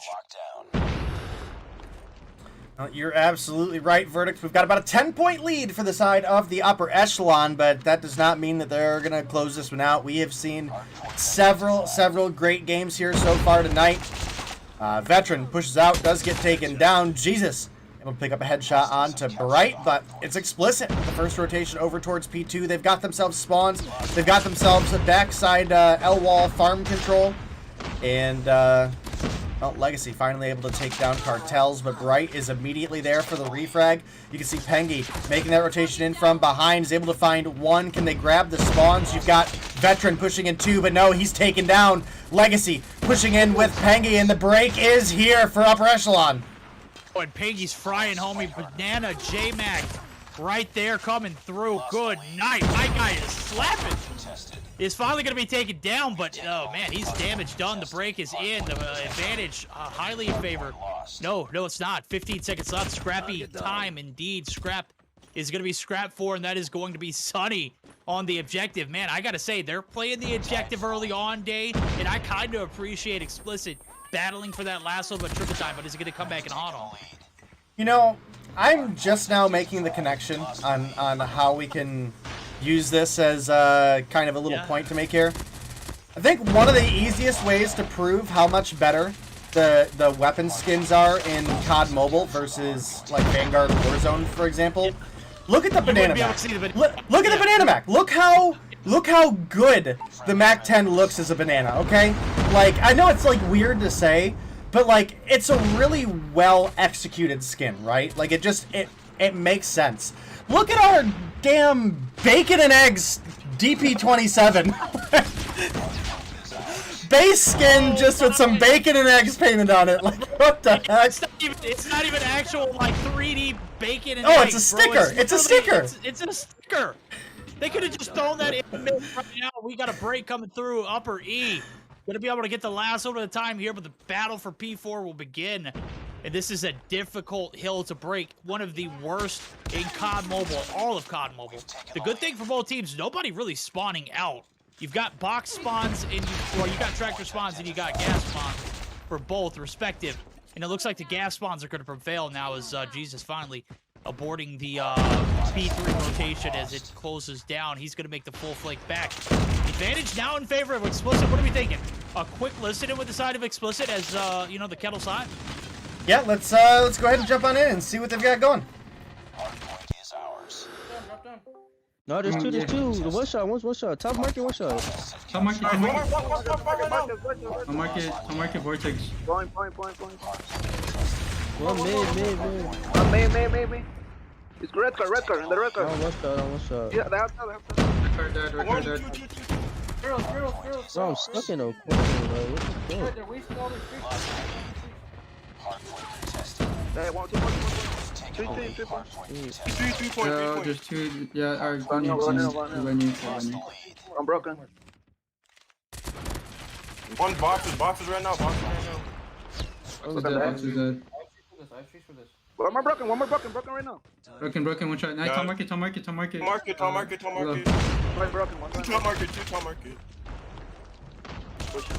Broken right now. One One shot. one. Broken. I got a landing. Yo, annihilator top market. CT tank. Pushing W. Play that. I'm popping top. Is someone broken? I got him. Annihilator broken. It's a stop. One tractor. I'm playing Oh, you. I'm stunned. Oh, I got it. Broken. Yeah, I think bro, two courtyard. Play new. All right, Verdict. Well, less than 10 points separate these teams right now. As you can see, we're getting ready to rotate over for this P2 reset here. Last little bit of trickle is going to go over to Explicit, who have about a 12-point lead, actually make it a 14-point lead as they grab that remaining trickle. Upper Echelon, guys, what is going on here? Upper Echelon struggling to maintain the fort. Factory break comes through. P2 rotations fail, and UE are down bad, homie. We've seen this team kind of fail the objective. This is what I was talking about earlier for Explicit, right? You gotta PTFO. If you don't PTFO, this team's gonna tear you apart. You've got the gun skill, Explicit. You just gotta find a way to put 2 and 2 together on the objective, and they find a way to do so here at standoff. This top side of the hill is gonna be held. It is gonna be Bright finally re-earning the Annihilator that he was oh so I mean, just critically knocked off of immediately upon pulling out. The good thing is he didn't take any shots. Right now, he's taking some shots. 2 missed. The third follow-up comes through. The break, it's going to be sustained. And Explicit, they're looking kind of damn solid right now. The rotation's over to the P3. Top blue, you can already find 4 players there. Make it all 5 here for the side of UE. Or are they going to sell the bag? Or are they going to maintain the 4th gate? This is a big hill, and it is a necessity that they get 45 points off of this at the very least. Yeah, Upper Echelon are certainly falling behind here. This is not what you would expect out of a team that has multiple Stage 5 runner-up talents, right? We do have Pepe sitting out right now, and obviously he was a big factor in the first game, but we've still got Jesus Can Save You. We've got Pengi. You've got Schnapps, who played on some teams that were competing towards the top in the past. You've got Legacy, you know, obviously formerly affiliated a lot with the NYSL Mayhem, with 11T, you know, other teams that we are largely seeing in the upper tiers of competition. And somehow they're struggling here up against Explicit, a team that is primarily comprised of players that honestly have not had a good season yet at all. And right now, looking like this is theirs. They're looking like this is like an all-star performance from Explicit right now. They have a 36-point advantage rolling in the P4 sites. And you can see it, the last little bit of time is going to be abandoned. That is going to be Schnapps pulling out the Sparrow. He's only got 2 shots. This is not a lot of value here for there. Oh, big 4th. Or a big piece right there is going to be able to find one, but he's going to be shut down. Now Explicit are going to be on the outskirts looking in the break. The TAC 5 is damn near impossible. Jesus is on the opposite side, looking to hold the push. Misses one, doesn't miss the second. Failed attempt here first time around. It is going to be shut down a second try. And all the spawns in the world can't save them here on this break. They get the gas sites, but they do not have this P4 hill day. What are we thinking? Quick listen with the Upper Echelon as they start to finally reel this one in? Let's make it happen, Captain. There's one more farm, there's one more farm. I'm holding. Right. Call out. No, dude, heal, man, farm. Absolute. Hey, I got push. Nice, good job, man. Nice, baby. Yo, they're gonna be coming. I'm close to my chicks. I'm playing like a rat right now. Yo, I'm at Yo, court, good. I'll kill Cole. Yo, one section. She did 1 tank with 1, 2 back alley, 1 into broken. Jan is holding factory. Jan is factory. Listen, get time. I need help on hill. Okay, yeah. Broken. Nice, get closer. He's getting point. Spend point. Billy said dead. One voice. Bottom gammas. This One grannies. Still on grannies. Bottom granny dead. I supposed to talk on my One section still. I'm watching your statue. Broken side 1. Statue. 2 of them, watch out. Got him both. Nice. Watch out for bottom granny though, they should be there. Yo, bottom, two bottom I got both them dead. Yeah, good shit. This one deli. One main street. Hey, anchor new with me, I'm gonna get something. Yo, they got tagged. There's 3 old. Okay, it's fine. It's fine. They got tagged. I got gas. What? I got gas. Don't worry, I'm watching your broken. Can you watch my back alley? Main, dead. Main. One more main, dead. He's concussed. Good job, Legacy. Good job. 2 more main. All right, guys. Well, Upper E. They may not have a very good logo, but they are finding their way back into this game. Only 14 points to go here. Verdict got Legacy dropping the gravity vortex on both sides. A grenade up top. Not quite gonna be able to find what they're looking for, but he does take down 1. The break looking like it has come through for the side of Explicit. Bright finds a big kill before getting taken down. I think one of my favorite call-outs from that listen-in was basically somebody admitting that they're one of the people that we play in Warzone, right? I'm playing like a rat, bro. I'm playing like a rat. Oh, look, my goodness. Whatever you gotta do to get the job done. Right here, Explicit doing whatever they can to get the break, and it's gonna stick. We're looking at buckling up for a in-game at a top blue P3 rotation. You can already see it. Schnapps up top gets shut down. 3 players left. for the side of UE. Here comes the swift justice of Explicit. 3 players converging on the point. Yawn, 1 shot. Oh, big kills for Yawn. Sonny finds a way to shut down 1. Legacy is a problem up top. Oh my god, the hold is gonna stick.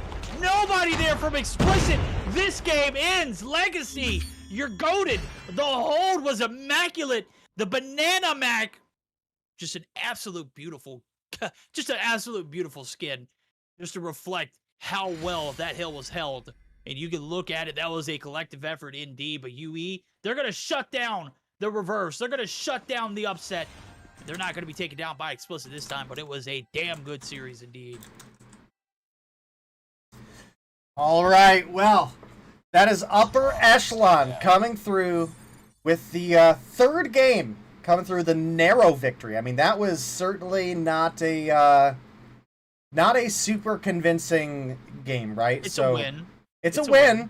Oh, it's a win. But it was certainly not a convincing one. So, well, don't discount it because it wasn't convincing, homie. You gotta let them enjoy their moment. That moment was won because they played damn well on the objective. I gotta give it to Explicit though.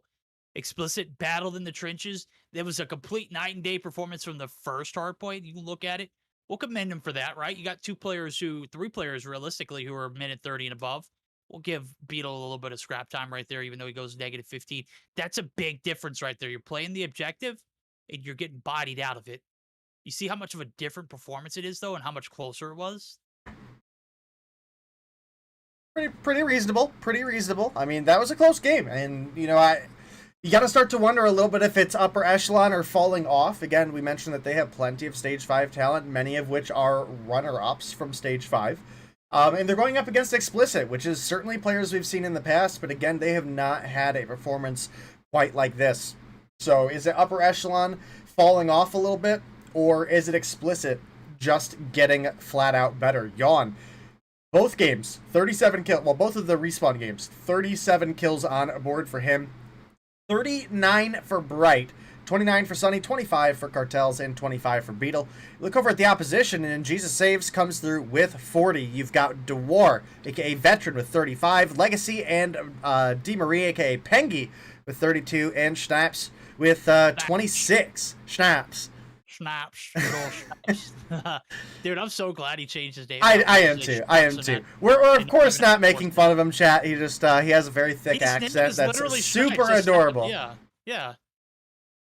All right. Well, Legacy, 32 and 30 didn't go super positive, but that 3-piece at the end is certainly a factor that won them that matchup. So big shout out to Legacy there for possibly saving the game for Upper Echelon.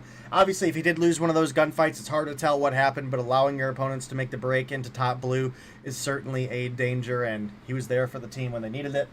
And as you guys can see on the screen real quick before we step away for our break, that was the Game 1 for Upper Echelon. Game 2 did go over to Explicit in 6-4 fashion. And Upper Echelon came through with that Game 3 victory on that standoff hardpoint to close things out. We're going to step away for a short break, guys, and we will be right back.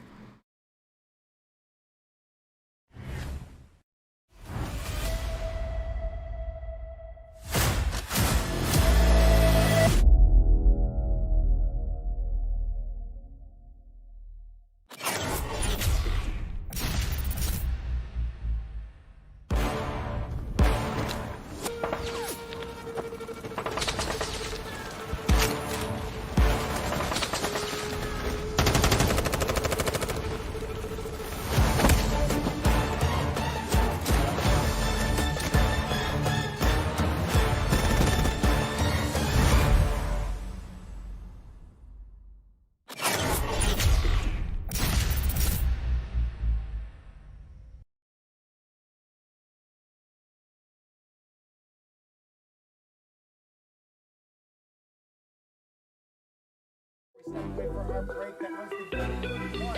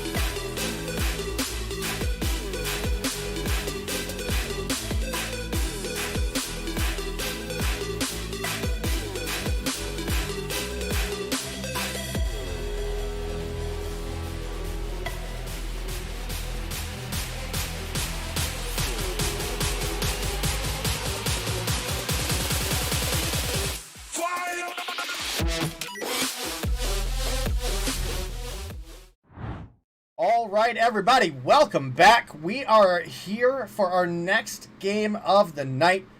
Not our last, but it could certainly be one of our better ones. It's DST versus Wicked Esports.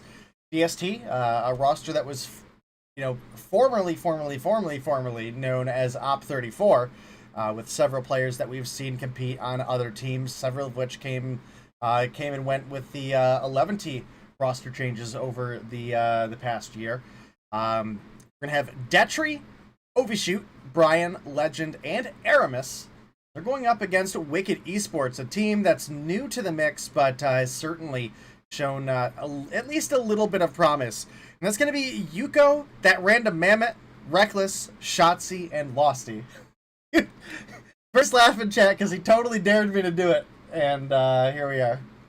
Yeah, here we are. Well, this series is certainly going to be a good one. DST's on the on the brink of shutting some of those top-tier teams down. I think they did a good job against Yo Mama last week, who are now in YSL Mayhem. So technically, they beat Yo Mama. They didn't beat NYSL Mayhem. And you guys should take that personally. Right here, we're gearing up for it. Map number 1, we're going to start off with a little bit of action where we ended the last series. It's going to be a hardpoint standoff all over again. S&D firing range for game number 2. And if it does go to distance, damn, I love it. We're keeping it simple. It's S&D raid. Random map selector, my booty. These maps are pre-selected by the mods, and they have been approved by Day and I. We are orchestrating. We're taking over the once well-written, storyline that Bobby primarily ran, and have finally got our hands on some of those hooks for the puppets, and have finally put together some solid map rotations. Day. Hopefully Champs will do the same, right? That is the biggest hope at this point is that Champs will actually do something good for the scene. Let me go ahead and get our upper on and stuff turned off. All right, map selection. Standoff hardpoint. Firing range, search and destroy. Raid, search and destroy for game 3. Obviously, as we've mentioned to you guys all season long so far, there's no more weapon bans. Big Sag. I really wish those would come back. Still 1 operator per team. We had a ban on the Crossfire hardpoint map and Summit hardpoint. So we're getting on into the action. You guys have missed 3 kills. I do apologize, but I never put the scene up for the map selection, so that's my fault. But we're in it. We are in it like Bennett now, and guess what? P1. It's going to be DST in it as well. Now break going to come through. Yuko gets one, but he is shut down, playing a little bit of that rat roll that we saw so notoriously called out in the last series. Right now, it's back and forth fair courtyard. You get your fair share and you set up for new, and this is primarily what we are going to see from a majority of these teams. Wicked right now are getting a little bit more of fair of their share, and surely enough, going to have a little bit more of an advantage. 20 seconds left. Ryan finally comes through. Shuts down 1, shuts down 2. Makes it a complete 3-piece. The wipe is in full, and the hill has been taken. With 10 seconds left on the objective, they're going to be able to close the gap in a little bit more now, as we see P3 setups, or P2 setups rather, already coming through for DST. And man, Brian, that was a beautiful feed, but Mammoth random comes through. Random shot's going to be able to take him down. Legend's going to be able to get their quick revenge. And Battle for P2 has started. It is already in DST primary's favor. One player there, and Losty, one of the pickup players from one of the teams that dropped out of qualifiers or didn't make it. I don't even remember what team that was. I don't think it's worth mentioning either. Yeah, I know. I shouldn't have brought it up. That's no, I was trying to remember because I was totally going to throw him under the bus. Was it midnight? Well, you know what? I think it was midnight. Oh, yeah, that's right. They took their talents elsewhere, right? Yeah. I think they're playing in a different game space now, or at least that's their goal. Who knows? I'm a Miss Nerdy, though. That kid was hilarious. Oh, I still miss Nerdy. Where has he been at all for a while? Yeah, why don't he play Warzone with us anymore, chat? He doesn't like us anymore, bro. Bro, after all the time we put in casting for that nerd and hyping him up, that's rude. Well, here we come. P3 rotations. DST, they have handled business on P2 and have racked up a 54-point lead. That thing is, P3 is opening off for shop. They're nowhere to be found. The push coming through. Aramis is a plethora of streaks to use in the break. Looked like it might be coming through early. Man, I was like, where are they? Well, sure enough, they strike like a thief in the night, homie. Don't even see it coming. Wicked are 1 player on the objective. Reckless actually on the outskirts of the objective, going to be taken down. Reckless with the... Ronan ain't even here and he's catching strays. Yeah. We love you, Ronan. Sort of. Yeah. We don't love you, we love the idea of you. Right? All right, well, Wicked, a big break into the second half here of this P3 rotation. One thing I will say is that Aramis, he's got full streaks on board. He used the Pred. He's now using his budget UAV / not budget UAV. Get some information for the team. I thought tablets were banned from mobile Mayhem. I think it's a little bit scummy of a play and shouldn't be allowed, but I mean... I don't think it is. I think we've seen it being, you know, abused in other CODs before. Listen, I agree, but if UAVs are banned, things that give you a UAV basically should in my opinion be banned. So it's... I ain't gonna lie to you. I understand it's not against the rules, but it is a little scummy. I understand that your opponents will do the same against you, so why not? You know, this isn't ranked. It's okay to use the meta here. That's fine. Unless it's banned, goodness. Which you don't see any bans anymore, so... Well, the SVD is banned. Oh, yeah, the SVD is banned, so why... Why isn't the MAC 10? Exactly. I didn't say exactly. That. I did, though. Well, you know what, chat, they want to see it. Sure enough, COD Mobile wants us to see it as well, too, so introduce it in, and it is absolutely cracked, broken. Just like the MAC 10 when it was released in Cold War. Here we go. Plays coming through. Shotzi tried to test his luck. Is going to be shot outside of the objective. The break is not going to come through for the side of Wicked, and they have found themselves down to the ruts. About 50 points now rolling into a P1 reset.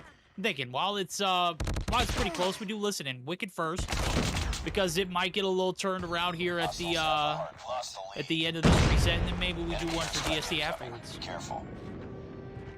All right, we'll go ahead and jump on down there right now. Losty, hold that shit, hold that shit. Tractor. Okay. I'm outside again. Yeah, bottom guys. Bottom guys, pick him up. You don't tell. About 2 bottom guys. Fucking dead. Statue dead. You suck ass. Oh my god. Yo, there's one mid. Come on. Daddy side, dead. Hey, let's go next. Yeah, go next. Come new. Reckless save. Stay here. Bottom Hey, gurney. I'm lagging. I don't know. Okay. Two next. Fine. Yeah, bottom mark. Alright, walk it. Never mind. Yo, bottom mark. I got him. Barn. Nice. Good shit. Watch out. He's One top back. Nice, good shit. There's one mid. Call out with the pad. Where are they at? Hold on. They all knew. One gurney. Secret low. Let me take gurney. Main. Top. Hey man, push him. There's only two. 2 on point. Oh fuck, they 3 on got one. point. Play. Good try. It's the one top. Push him main.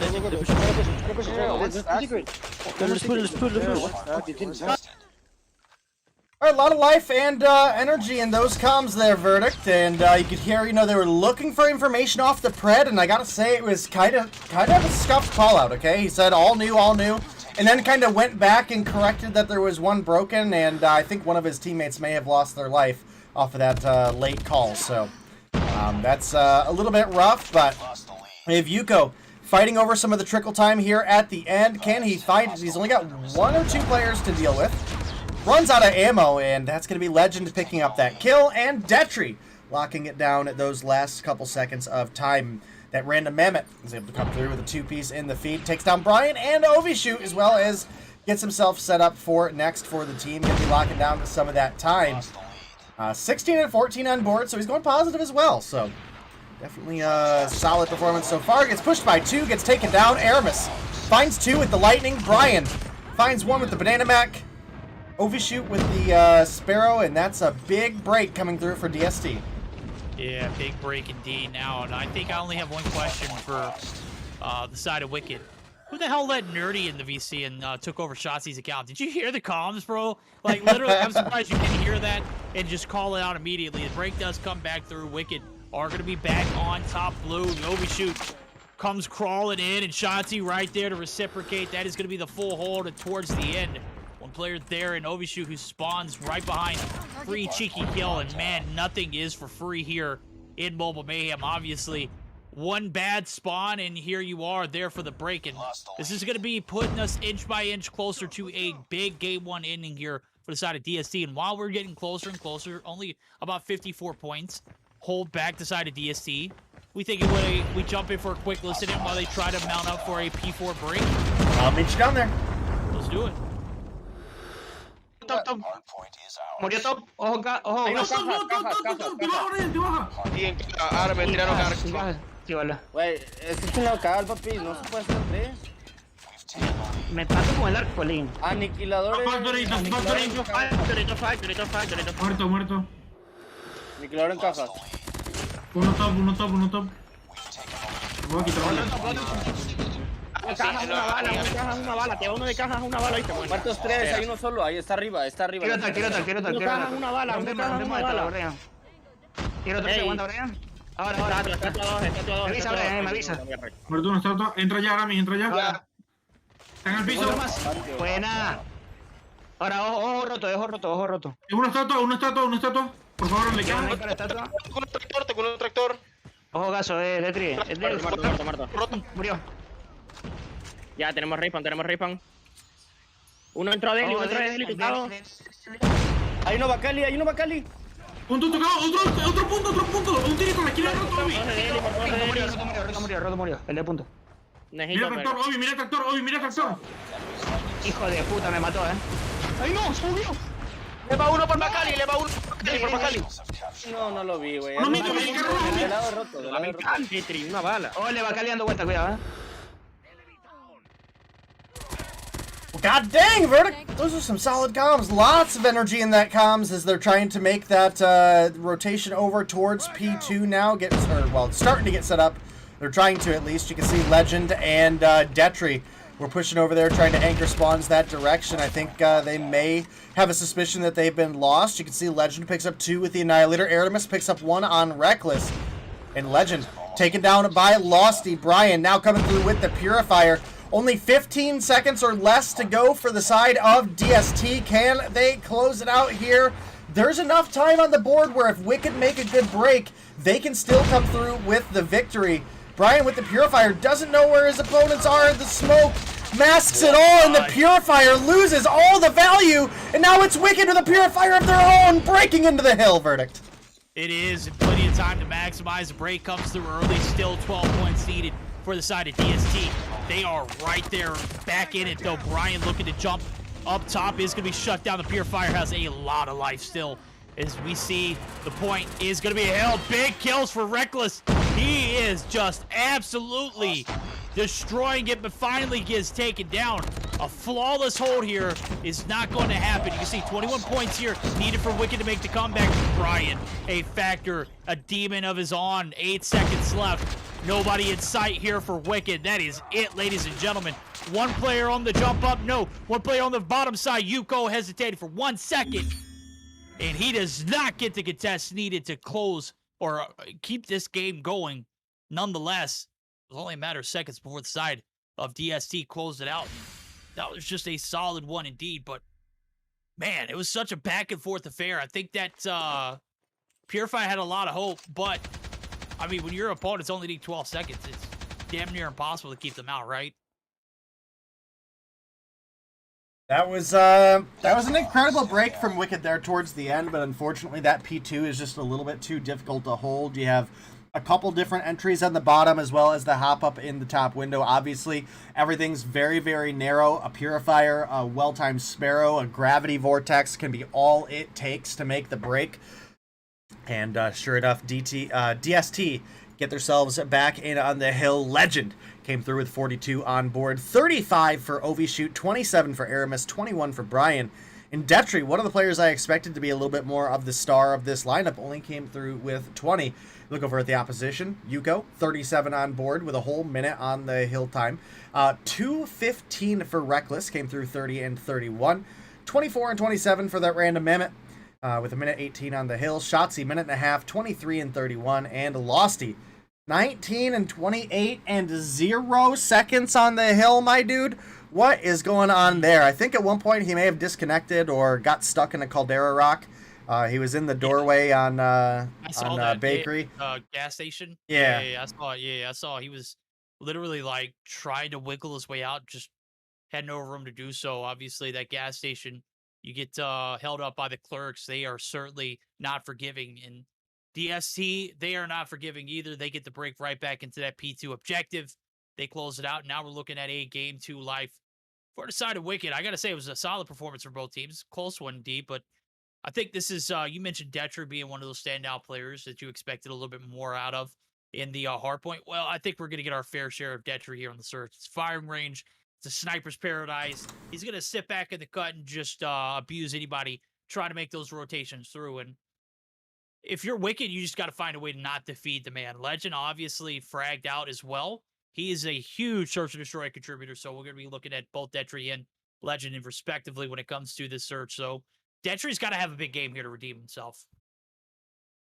Yeah, he absolutely does. And as we are getting geared up for the next game, guys, as you can see, it was DST coming through with the map 1 victory, and they're going to be looking for a victory here in the search and destroy firing range as well. And the big question is, are they going to be able to do it?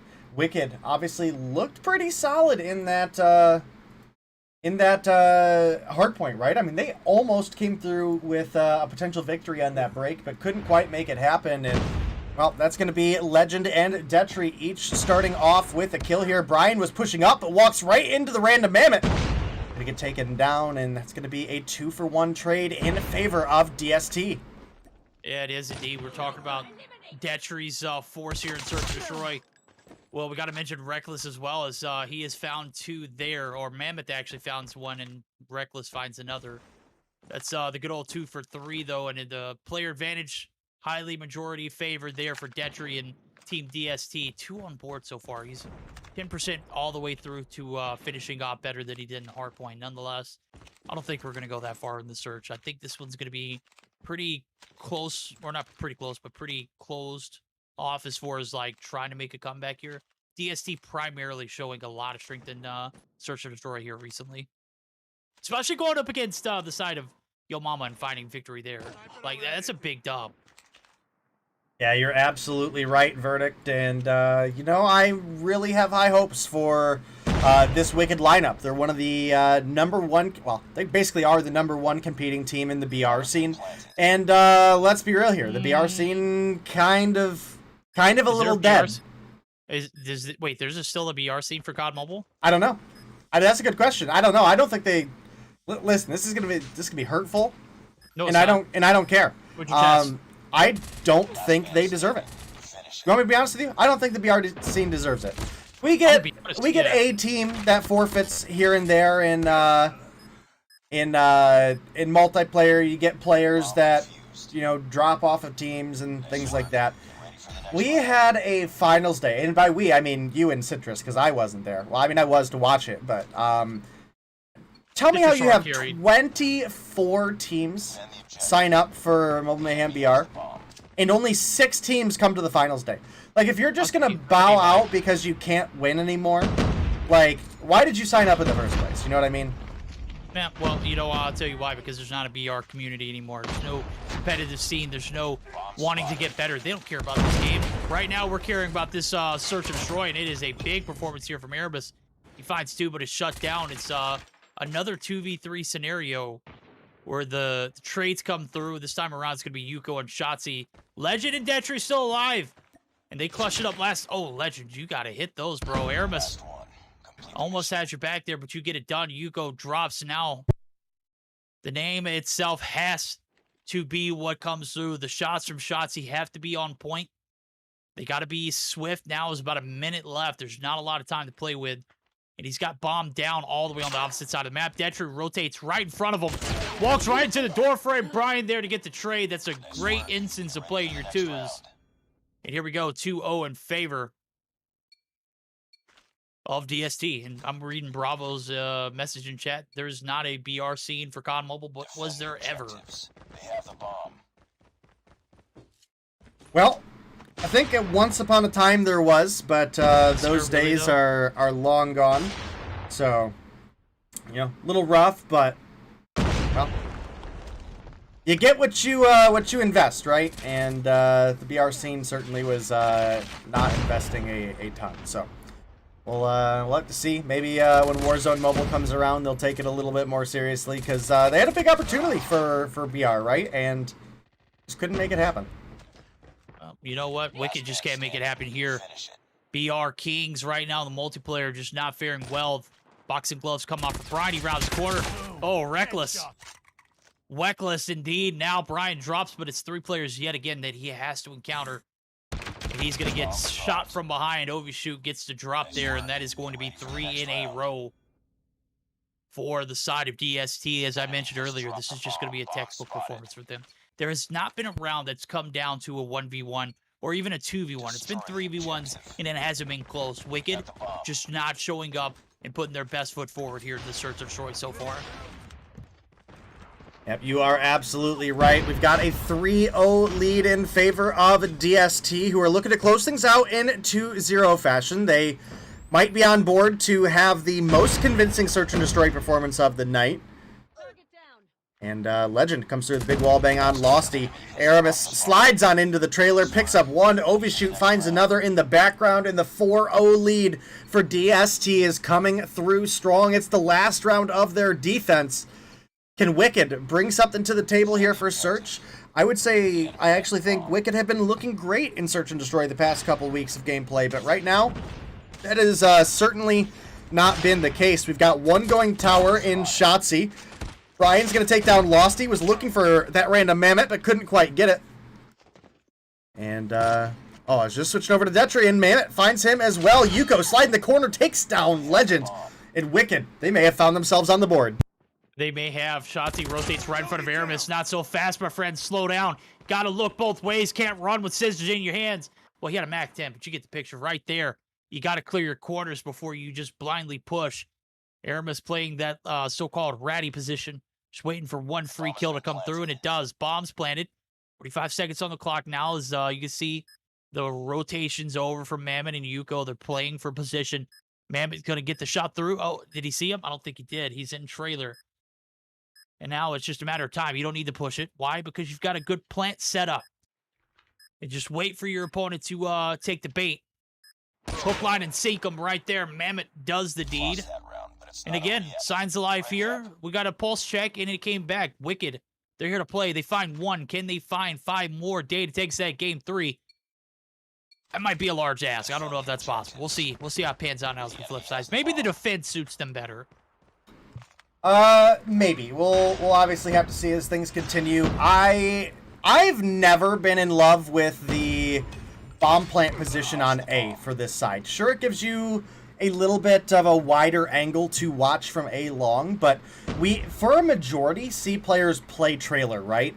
And you're essentially giving up a free, nasty head glitch to your opponents by planting on that far side. So if you're going to play trailer, you probably want to plant either on one of the ends or on the front side, the front-facing side.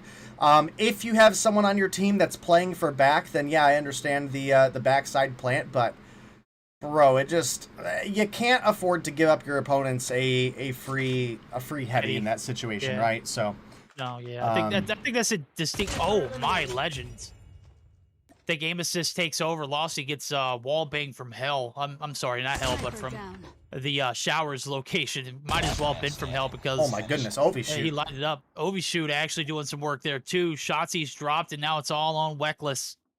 4 kills on board. The dream of a 2-4 scenario looking like it might have left the building. Well, trailer side is still compromised. Overshoot getting some bullets. Legend there to defend. The push comes in, the pistols come out, and that is going to be Legend. I don't know how the hell Weckless didn't get that one. At least one there. As many MAC 10 bullets as we saw the man shoot, didn't find a single player to kill. You shot all those bullets and catch no bodies. That's tough. Day struggle to get anything with his AK or his crossbow. Toxic. Leave me alone with my crossbow, bro. Well, your crossbow is fun, but your AK can kiss my booty. Listen, I love using off-meta stuff, okay? I always have in every game I've ever played. I don't like using just whatever is gonna destroy people, okay? That's just the way I like to play. Leave me alone, okay? Nice work. That's why I used the AK in COD Mobile and have even before it got its buff. Well, that's why I use the ICR. I enjoyed the ICR because it was easy to use. So why can't you have fun in Warzone? Verdict. Because why can't you use the crossbow in Warzone? There's nothing fun about getting just absolutely railed in Warzone, okay? Look, respawns in multiplayer, yes, use whatever the hell you want because you come back and it doesn't really make an impact. Warzone, you're one and done. You go to the gulag, of course. You gotta use and make sure your best foot is foot forward. That's like picking up the AS-44 and neglecting to pick up the Cooper Carbine that's ground loop purple. Right? How much sense does that make, Day? Listen, Tell me, next time you have an option to choose There's a between difference. ground loop- There's a difference between No, off meta and no, not usable. You hear that? That's a jackass in the chat. That's Day coming through, stubborn as hell, kicking everything inside. You're just such an ass. Love you. Sure. All right, well, guys, that's DST picking up their second victory here today. They're going to pick themselves up 20 points in the standings. 9 kills for Overshoot, 9 for Legend, 8 for Aramis, 5 for Brian, and even with Detri down at 2, they were able to come through with a 6-2 win. You look over at the opposition, and obviously the kills leaderboard is way different. 5 for Reckless, 5 for Yuko, 3 for Shotzi and that random Mammoth, and 1 for Losty, my dude. Gotta pick it up. But did he also have like 0 seconds in the objective? Yeah, 0 seconds and like 14 and 28. Yeah. That's tough. Yeah. Well, guess what? That's going to leave us one series tonight, Day, and that's going to be our highlight, aka our marquee match of the night. That's going to be 11y and Zygnus. My God, I've been waiting for all night for this, and I know chat's about to go wild because we already know what comes through when 11y and Wicked come, or not Wicked, but Zygnus come through in the building. Get these guys out of the lobby. Get this prepped up. We're here for it. Series number 4 right around the corner. Don't go anywhere, Day. Go ahead and kick us over to a quick little break. I got to use the restroom, homie. Perfect.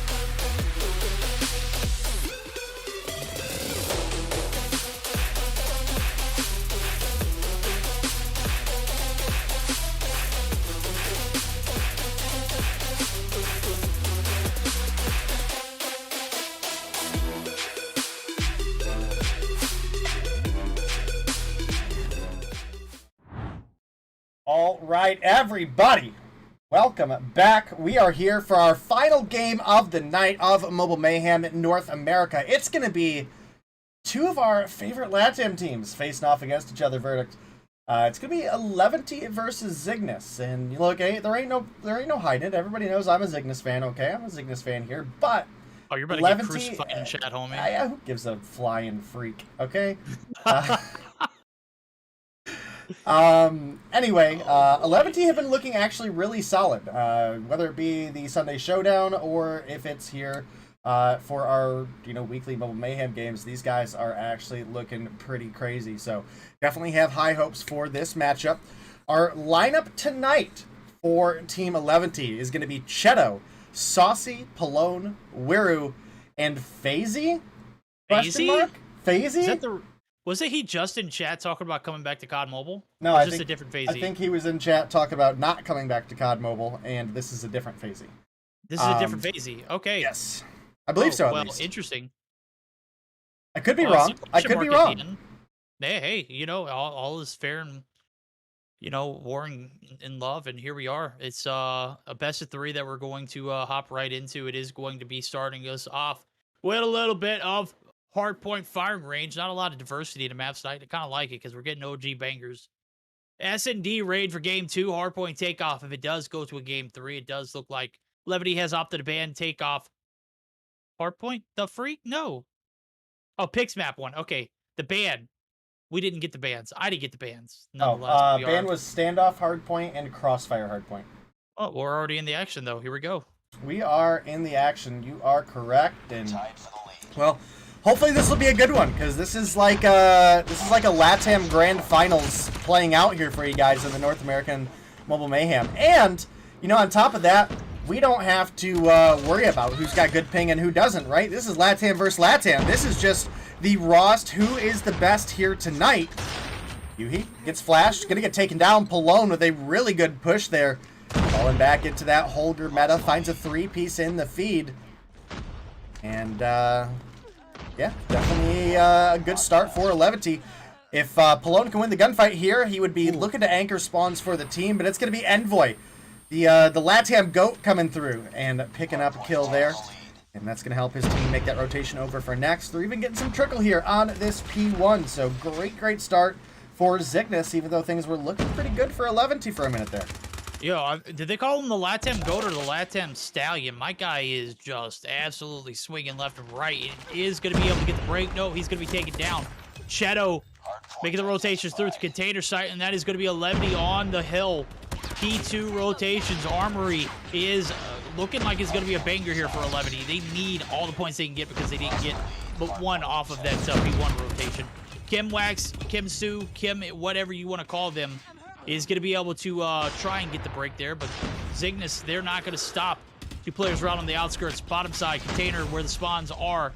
1 player to deal with, that is going to be Saucy, and he is sauced up, but he is sauced out of the objective with 35 left to fight for. The break comes in for Zygnus, and things are looking bright here for the side of Zig, rolling into this P3 rotation. As Zygnus looking pretty good right now. Zai, Yuhi filling up the feed. 35 points on the board with 20 seconds of potential trickle time still coming their way. Zy pushes on up into trailer and learns the hard way that 11T is there getting set up for next.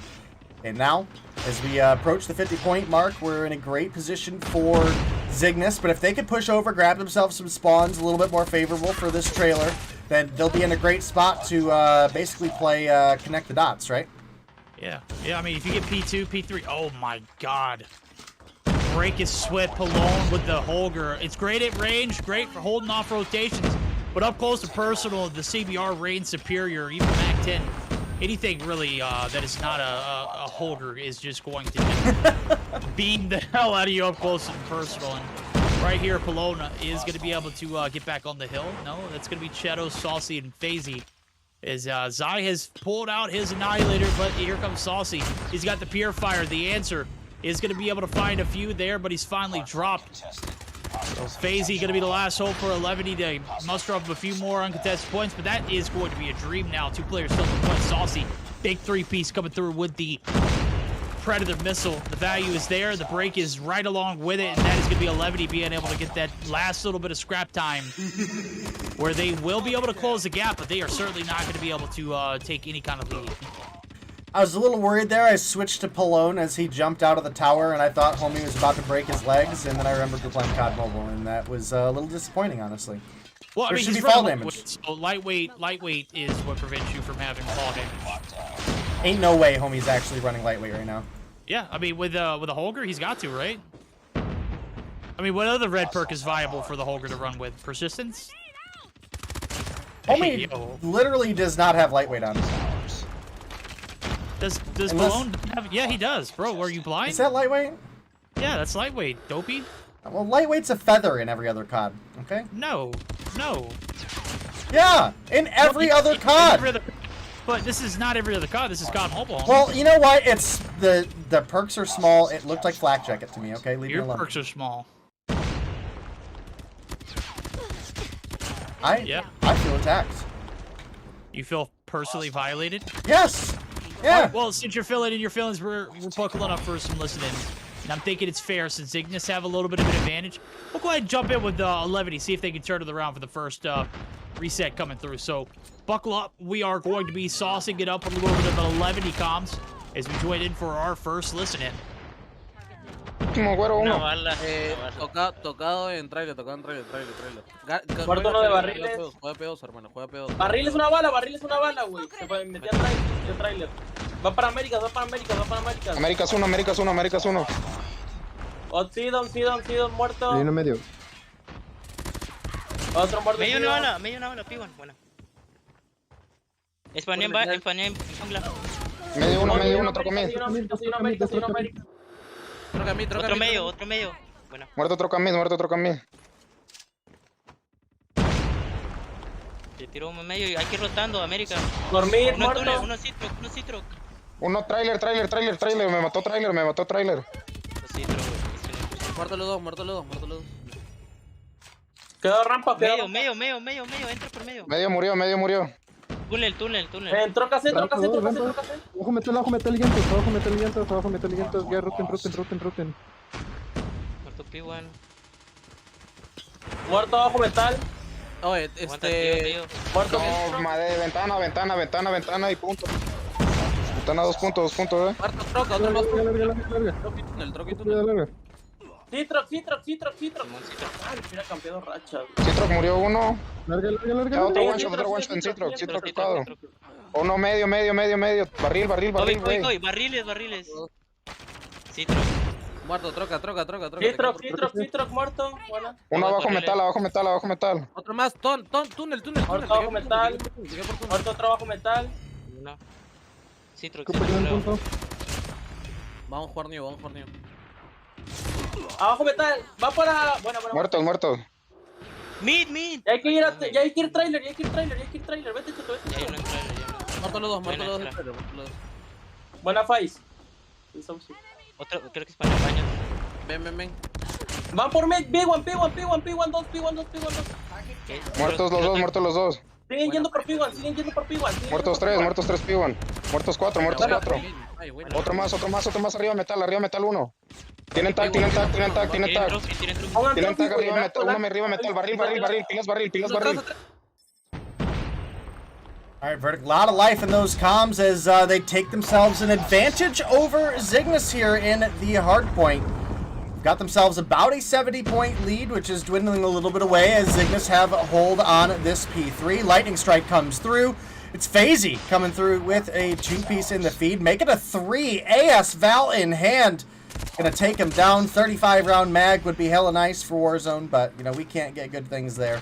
COD Mobile's doing it right. COD Mobile players are spoiled. Wait, for which gun? AS Val. Oh, yeah, you're right. AS Val can't have anything nice right now. We're looking at rotations over the P4s. 15 seconds left. It does look like Zygnus have a little bit of scrap time worth defending. Zy there on the point. One pushed in, one drops. FaZe there to get the refrag, and the break is in. Engine by inching is going to be 11 with the lead and the primary facilitators on this P1 reset all the way through to the P3. They have racked it up day 75-point advantage. P4s make or break here for the side of Zygnus. I don't care what you say. I don't care if you're a fan.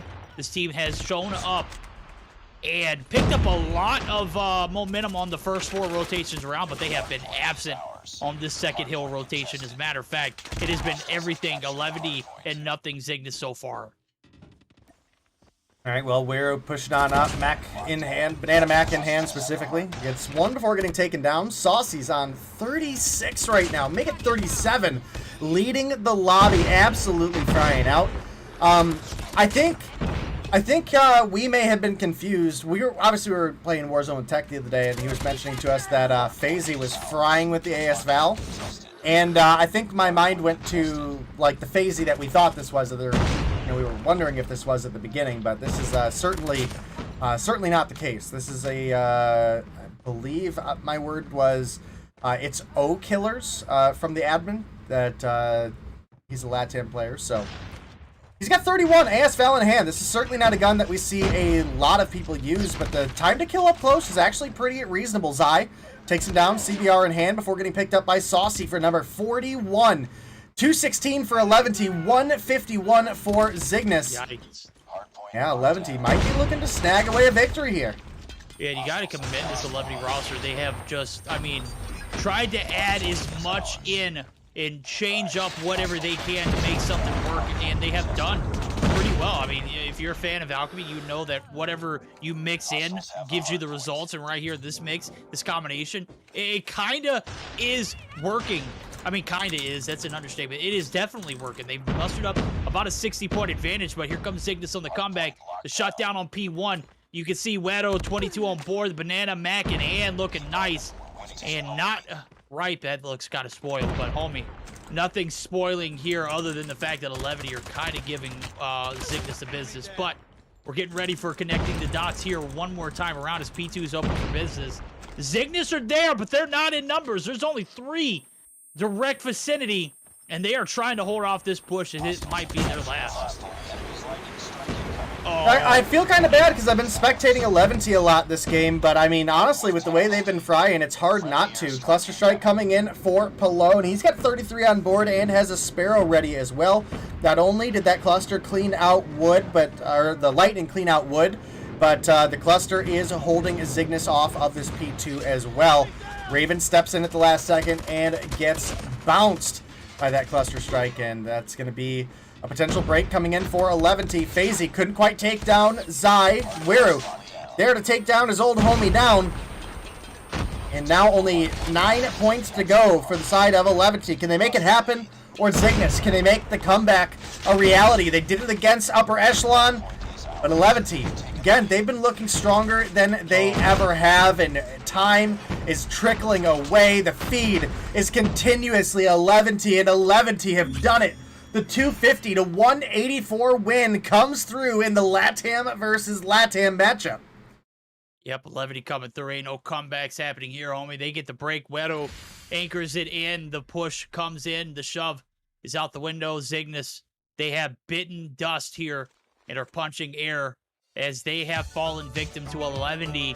the backs of some roster changes, some mix-ups, some, Saucy, a player I didn't even hear of until about 2 weeks ago when he made his Meeseeks Mobile or Meeseeks Sunday debut. And, he has been a primary contributor here. As you can see, 43 on board. My guy Fried. FaZe comes through with a fat 35, and Pallone, even though he gets bodied up close, primarily kept his distance. 38 and 18, a minute and 8 on the hill. He was a demon with a Holger in his hand. Obviously, we think about, Holger metas. I think of a few players.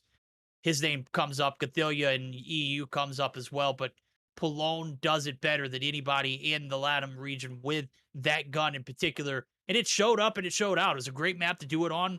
Obviously, we're talking about LMGs with a lot of, ability to bang through walls. Bro was just banging away, and right now, 11, they're looking solid. And we're rolling into a search and destroy where they have been pretty damn flawless as well. Absolutely have, Verdict, and I gotta say, Zygnus have been looking a little weak in their search and destroy, right? So, this is gonna be a tall order, but 11, they're in a great position to potentially close things out against Zygnus in 2-0 fashion here, guys. We do have, obviously, a best of 3 going on. If we do make it to a game 3, we'd be looking at a takeoff hardpoint, but we're gearing up for raid, search, and destroy. Map where snipers can really benefit, and one of the things that we talked about in the past when we saw these teams face up, I know we talked about it a little bit on the Sunday Showdown Verdict, is that Cheto for a long time was the sniper for essentially what is now this Zygnus roster, right? He was on their roster for the Infinex days as well as the Nativos Latinos days. And then when, by the time Zygnus came around, we were starting that transition over to phones only, and Cheto didn't want to make that transition early on or was struggling with it, whatever it may be. Well, Cheto's back. He's now competing under 11, and Zygnus just recently picked up Zy at the beginning of this season, right? Or between this season. And that was the primary sniper for 11, and now they're going to be facing off head-to-head once again here in Search and Destroy. Saucy was putting in mad work in that hardpoint, 43-31, and a minute 19 on the hill. You didn't have anybody else even touch 40, so definitely a star rising for the 11 lineup there. No, you're absolutely right. Here comes the big guns. Just going to be making the sub in for Zygnus. They are pulling it all out here in this game, too. As we do see one of the players from Zygnus exit stage left. That would be Kimwax. So Kimwax not getting the play here in the search and destroy. We got Yuhi, Envoy, Just, Zai, and Raven. I think the only thing that's missing in this instant is Tatio. But I think the talent that they put in at hand right here with just making the sub in should certainly be able to take us to that game 3 where you mentioned it earlier. If it does go the distance, we're going to be looking at a takeoff hardpoint. Is that right?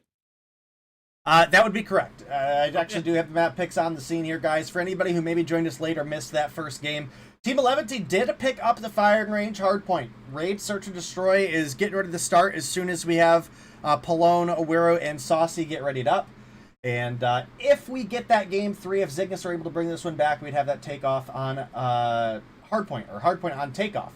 We had a ban on standoff hardpoint for 11 and a ban on crossfire hardpoint for Zygnus. As you guys can see, no weapon bans. I hate it. I hope you guys hate it as much as I hate it. But yes, no weapon bans this season. It's rough. It's rough. Yeah, with it. Times I feel like the meta has a lot more that's way viable if you, first of all, permaban the MAC 10. Just permaban the MAC 10. And then you get a ban on like the Kilo and a ban on the CBR. I think you're in a good spot. What I am interested to see, and obviously it's going to be a little ways out, Verdict, is we just had a new sniper rifle introduced into the game, which seems to have the same kill zones and damage range as the DLQ, but it has a slightly faster ADS time. So it'll be interesting to see if that starts taking over the search meta. Interesting. Well, I know it has one of those blank scope factors too. I think I saw one of the videos on it. Bobby was watching a trailer, and it literally looked like it was aimbot for hip fire. Like, it was pretty disgusting. So anybody who doesn't have that much talent with no scopes can pick it up and use it. Yeah. So we'll probably be seeing a lot of We'll probably be seeing a lot of day blank scope video montages coming out here soon enough. So, you know, you try to jump in and spoil me for that little set up the little hook line and sink them, and you failed, Day. You fell right on your face. I don't even snipe on me. That's fine. Everybody knows if I was gonna snipe, I'd be using the crossbow or the SVD because I'm trash. I mean, at that point, you might as well be using the EBR, the M21. That gun's kind of fire in Battle Royale. Okay. Nothing? No comment? No. We saw a hacker use it one time in Warzone. This guy literally laced the lobby with it.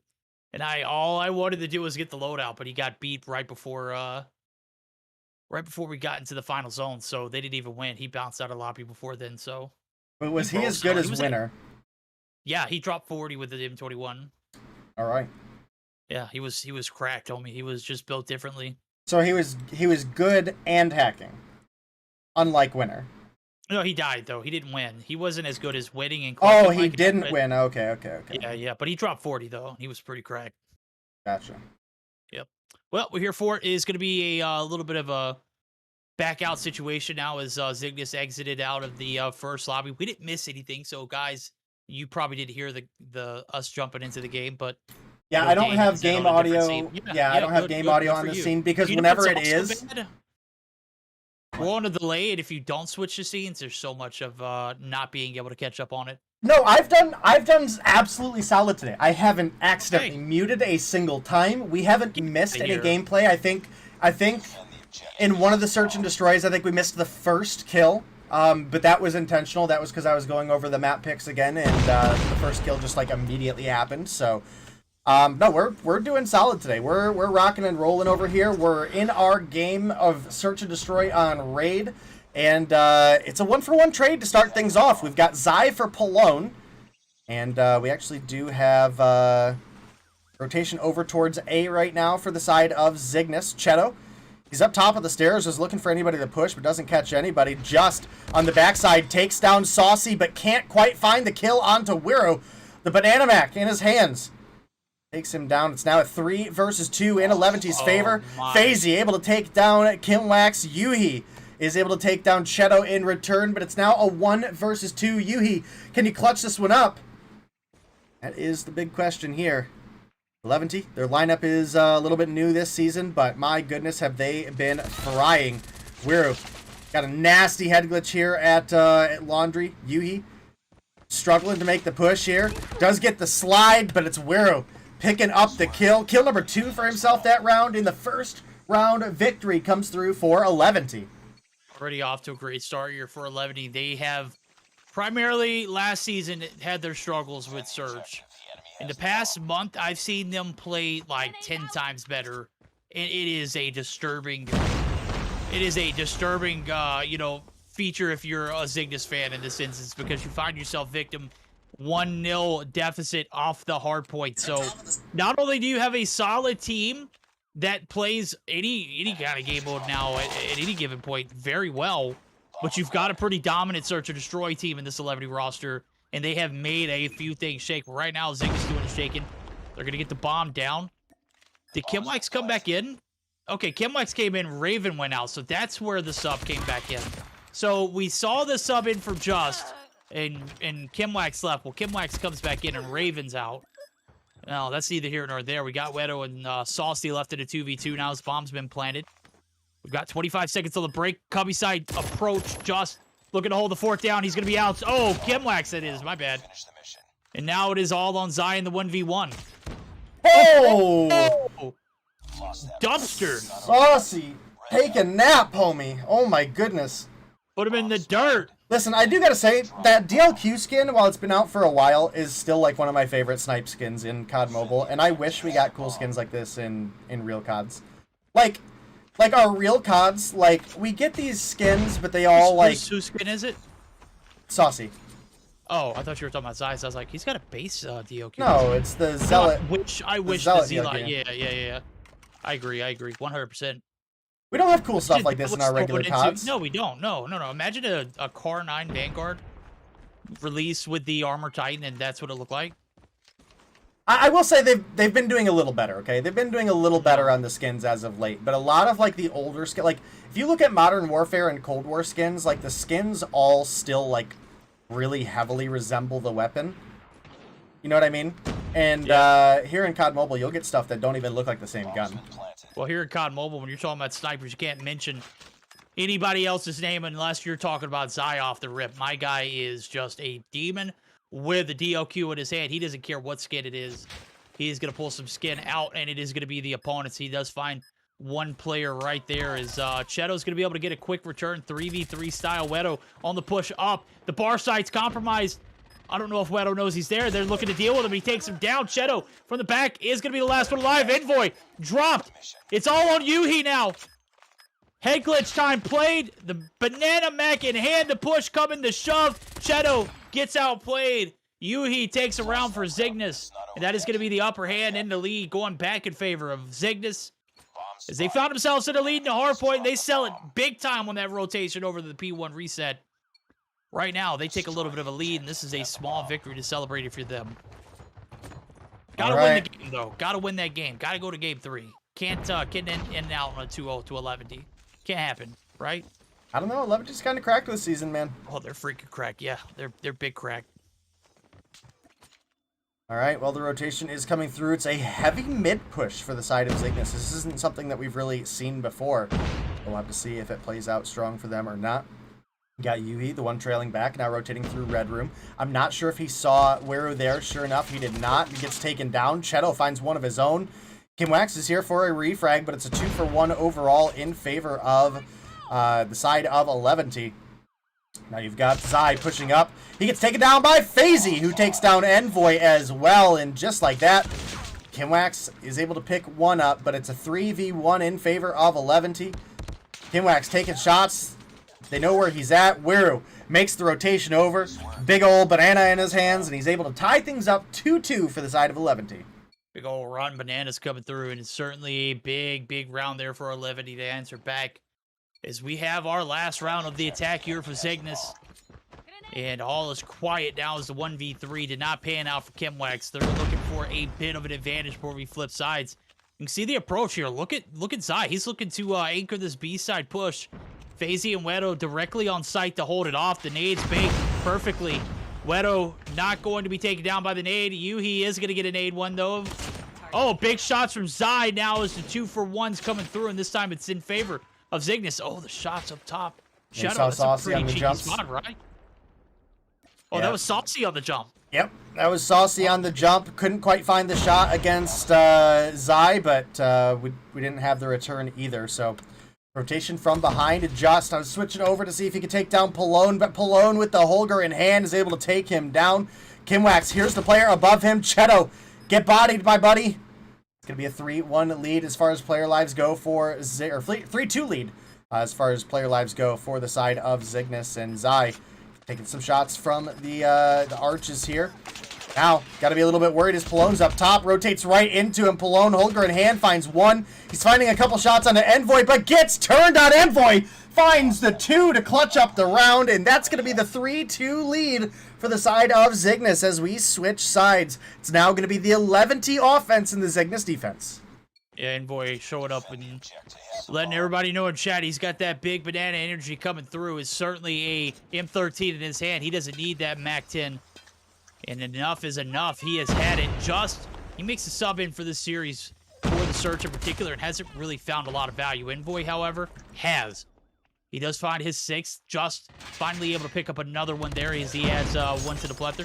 Oh, FaZe damn near gets taken down on the jump up. The follow-through shots just 2 on board this round. It's a 3v2. Yuhi half health in danger. He's in a 1v1. He's isolated. Wero has him on the rocks. He's going to be able to take him down, but Wedo is the last player alive now as Yuhi is dropped. Envoy going to be there to quickly turn the favor, and we are 4-2 lead. Still in the hands of Zygnus. They are looking to buy us a game 3, and some solid defensive rounds coming through from them already. Might be possible. 11 not really showing a lot of coordination on the attack push there. All right, well, Levante, we've got Wiro pushing up the street side here. Might find one on Kimwax. Straight up takes him down. FaZe's able to find one on Zy, and it's a big break into the B site for the side of Levante. They've got a 2 for none, and actually taking a couple shots from just up top, but it's going to reveal his position. Wiro finds Envoy. Saucy takes down Yuhi. It's now just last alive. FaZe slides the corner. Kill number 7 on board. Keeping things close for Levante here. It's Zygnus still lead 4-3. You know what I've said, Verdict. If you found 3, you can find 3 more. Levante, can you guys step it up and close it out in 2-0 fashion against Zygnus, or are we going to be pushed into that game 3? No Tatio here today is definitely a big loss for the side of Zygnus, but they're still in here holding their own. No, they are indeed. They've taken the lead. Right now, the Levante push is just too strong on this B site. As you can see, Yuhi gets caught red-handed on the backside of the driveway. Wiro takes down Kimwax. Oh my goodness. Big kills, 2 opening frags. The good old 2 for none. Better price, better value. Zy, though, the headshots almost through the bomb. Is Palone trying to get the deed done? He's going to be taken down. Deed or no deed. Still player advantage in favor. Well, hold my cup, Verdict. Just comes through. I said he didn't have much of an impact. Well, he's got 6 on board. Envoy, the tandem, the 2-piece. Now, it is all on Wedo and FaZe to kind of close this gap and tie us up, but Envoy's going to take some shots. Envoy, again, with that big banana energy, and it is just all too relevant. Wedo 1, 14 on board, Day. My guy has 14 with the banana mag. Listen, I'm going to be honest with you. Wiro had absolutely no right to win. Oh, my God. Wiro had no right to win the gunfight at the beginning of this round versus Kimwax, so the fact that he's still alive could potentially be the one that got away. Listen, that gunfight looked like the other day when you were ragging on me for the AK when I was beaming that kid and he turned around and just lasered me. That's how the gunfight looked. I mean, Kimwax had Wiro literally down to 1 HP and then got fried. Wedo just better, bro. Just better. Well, it's certainly showing he's better than most in the lobby. 14 kills on board. Usually we don't see those kind of numbers from SMG AR players. We see those from snipers. Right now, the snipers are having a hell of a lot to do with the traffic flow, but it is primarily been a Wedo show. Now they're going to need every bit of Wedo to come through here as Saucy's dropped 3 and 8. Just not the best game to follow up after a phenomenal hardpoint performance. Here comes the push towards the B site. Oh, the shots coming through. Kimwax gets taken down, but it's Palone who's going to be the bandit this time around. Palone, big kills, Envoy and Zy. They're left alone. The dream of the 6-3 win is certainly still alive with Envoy still there. Oh, big shots, but FaZe shuts him down. We're going to around 10 Day. The search and destroy is coming down to the wire. Zygnus still hold all the cards in their hands and have done a great job here on the defense, but giving a round like that up to the side of 11, just not able to close it out. This is giving your opponents that second chance live. If we see an overtime, I don't know. This is a toss-up. Oh boy! I know you're not yawning after all this action. Listen. It's not the action. Okay, I promise you, it's not the action. It's my medicine that I have to take. Makes me pretty tired, dude. I'm gonna be honest with you. Oh, that's cool. Understandable. Yeah. Well, here we go. I'll help you. You know, drugs intact. Obviously, we're looking at seeing a game 3 live here. Just big value towards the end of this game. Here is first blood. Shadow is dropped. FaZe and Wedo up top. Wedo in the money room looking to hit a lick. Maybe get a little bit of a heist action going on. Maybe take over this kitchen side. No, not that quite. Not quite devious, but pretty solid. A devious lick indeed would be needed here to take us to that round 11, though, as they have dropped 1 already, and Shadow has been a big sniper influence here for this series, but Wedo is alive, and there's hope yet to come. Shots come through. He's giving away his location. You can see him double back. They're kind of surrounded, and this is all but over here. 11 do find 1 in return. FaZe able to pick up the slack, but Kimwax able to take him down. Just doing some damage. It is all on Palone. There's not much he can do. Zy seals the deal, ladies and gentlemen. We are going to a game 3 on the backs of a 6-4 win from Zygnus. Just when you thought this series was over, here we are getting some of the most fire plays in this search and destroy, and raid has never looked better for Zygnus. Yeah, you are absolutely right. And, you know, it's one of the better search and destroy performances we've seen out of Zygnus as of late. So definitely got to give him credit there. And we're going to get that game 3, which is going to be a takeoff hardpoint, guys. So make sure you're on the lookout for that. I believe I have a nice little graphic available for the boys over here at Zygnus. Let's get that ready. All right. Well, looking at that search and destroy, Envoy and Just come through with 10 kills on board, Zai with 8, and then Yuhi and Kimwax with 5 apiece. Look over at the opposition, we've got a couple players who put up more than respectable numbers. I mean, 10 for FaZe, but 15 for Wiru? My goodness, dude was frying that game. Cheto comes through with 5, Pallone with 5, and Saucy coming through with 3. So definitely a big game there for Zygnus, and a must-have one, right? I mean, that's a if they don't win the search, then we don't even get this game 3 potential, and they get no points here today. This is one of the teams that I fully expect to you know, be competing for a potential first place or at least top 2 spot, right? No, you're absolutely right. And here comes 11 with a lot of momentum, and they get the break there on the P1 reset and firing range, and here we are. It was just, I mean, that game was over in the firing range before, you know, even started. After that reset came through, it was a different 11 team coming in. The vibes were strong in VC. We didn't even get a chance to do one for Zygnus because of how high the momentum was riding there for 11. I mean, it was just primarily their game to win. Now we flip sides and we go into the search and destroy, and we see a not so saucy coming through, only dropping 3. Bro literally just got done lasering these kids in hardpoint. I think, what he dropped, 43? Something like that. Yeah, I mean, it was just a beast of a game, but we flipped the script and rolled the search, and he got to drop the ball. 11 need to find a way to get a little bit more contribution out of him, or find a sub in. Maybe Alex say, I mean, where is that guy at? I think he had a beast of a weekend for himself, but I know he caused a lot of mayhem, a lot of troubles in other tournaments. But yeah, we're certainly here for it as we're buckling up for a game 3. It's gonna be a hard point takeoff. I'm here for it. Actually go get a drink. Yeah, I read it. Yeah, Go okay, get your okay. drink. Yeah, my mouth is so dry. I'll be right back. Yeah, Day's got a case of dry mouth, and we are rolling into a game 3 where a hardpoint takeoff is going to be the deciding factor of who wins this best of 3. This is a tough one to see it come down to. Ghoulie, don't start that one up just yet, homie. Wait till Day gets back, because we're not going to flip scenes if we don't. So, yeah, I just think this is a bad way to end the night, if I don't mind saying so myself. But again, this is a series that has been leaving us wanting more, and it comes down to a hardpoint takeoff to be the deciding factor. So no more dominations in the mix. We don't have to deal with a game mode that's going to be irrelevant moving forward. And yeah, I'm okay with that. I'm okay with that indeed now, as we do see everyone's in the lobby. No subs going to be out for the side of 11. They're going to stick with their core 5. Zygnus already made their sub with Just.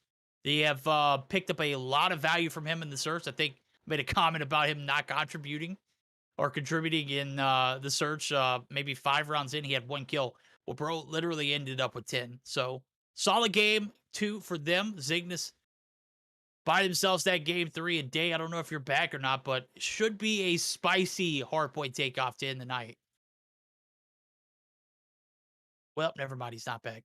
He might be going to make some of that Norwalk, Connecticut water to finish off the night. But I think when he comes back, I'm gonna go grab me some water too, because I'm pretty parched. You Latin fans are very demanding. So, oh boy, there we go. You good? All right. Yeah. Sorry about that. That was like emergency. Had to get a drink. It was.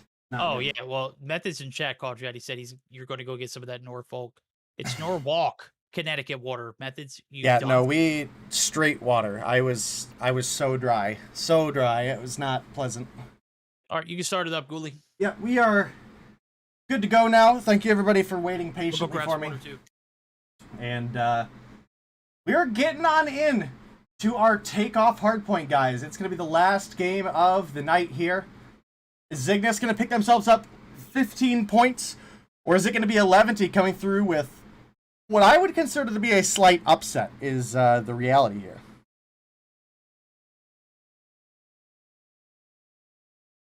All right, well, we'll have to see. We are waiting on one player on the side of Zygnus to connect. Once they get connected in, I'm sure we'll fire off into the game for you guys right away. Definitely going to be on the lookout for FaZe. I believe his name was O-Killer previously in the LATAM region, and tell you what, he has been on fire here so far today, guys, and the last player has loaded in. We're going to go ahead and get the scene switched over. I am sorry about the delay, guys, but we're in the action, and our takeoff between 11 and Zygnus is underway. Hardpoint identified. We're here, bro. We tied for the lead. Game 3 bound. We are ready to rock and roll. Day hardpoint. The roundabout here in the fountain site is going to have 11. They showed a ton of dominance in the hardpoint earlier, but right now we are in it yet again. Can they take down the Zygnus roster that we have known to grow and love? Obviously, we don't see Titio in the building, but the search and destroy performance was just absolutely on point. Lost the lead. Yeah, you're absolutely right, and FaZe definitely loves him some AS Val here. And listen, I'm here for it. It's one of my favorite guns in COD. Yeah, good old AS Val. Yeah, so I love to see someone use it, even though it's not perhaps the strongest weapon in the meta. It is kind of like a hybrid SMG AR. It's got decent at-range potential, but where it really shines is in that close mid-range, almost more like an SMG in that case, right? So we'll have to see as things continue to roll on here. Right now, Envoy, 3 kills on board, but you can see he's largely getting set up for next. But this is a dominant first hill hold for the side of 11. 43 on a P1 takeoff? Nutty. It's just, yeah, that's nutty. I mean, there's no way Zygnus allows that to happen and is okay with rotating top staircase as they have. Well, they do. They do have a lot of control up top staircase right now. P2 is looking like a saving grace, but 40 seconds on the hill. The break is surely going to come. I mean, there's just so many points of entry here in this top staircase where you're literally putting your eggs in one basket and expected it to pay off. FaZe there for the contest. Zy able to neutralize the threat. And I may have spoken ahead of myself. I think this is, you know, a more solid P2 hold. I mean, of course, it has to be a solid one because I don't think I've ever seen a more solid P1 start or anybody ever in this, you know, takeoff hardpoint. It's too close. Fight harder. All right, well, Saucy, 6 kills on board. Trophy system going to save him there. Good use of that. Make it 7. Looking for kill number 8. Takes down Envoy. Now, as that P2 ends, it's Zygnus with a 5-point lead. And they're already making their rotation over towards next. But so are 11. Wero's going to take down former teammate Zy. Just sliding on in. Can he find the kills? No. Wero's here. Zy gets turned on. Wero. Absolutely nuts play there to help get the hold for 11. There's nobody on the hill right now, but multiple players are rotating on in. Pallone slides the corners. He's still using the Holger? Homie's still using the Holger. Alrighty. Wero, yeah, Banana Mac in hand, back on hill. To be fair, I think the Holger meta was probably Pallone's strongest meta. So the fact that it's still usable. When you mentioned Holger users and like the best ones at that time frame, I think you got to mention Pallone. You got to mention Cathilia from EU. Obviously, he didn't make a appearance in, you know, progressive stages, but right here, Pallone is just letting it rain down. Big kills coming through. Mid map control. He's finally shut down, but damage is just damn near on point. As the lead now is transferred back over to 11's hands. They're going to be buckling up for a P4 rotation, but I think we're going to be buckling up for a listen-in now. When you get a chance to listen in with the side of Zygnus earlier, I think this is a great, ample opportunity to do so now as they have an advantage here on the P4 side. All right, let's go. No, doble, otro más, P1, P1, P1. No, P1. Dos P1. Pues tú dijiste que tenías, güey.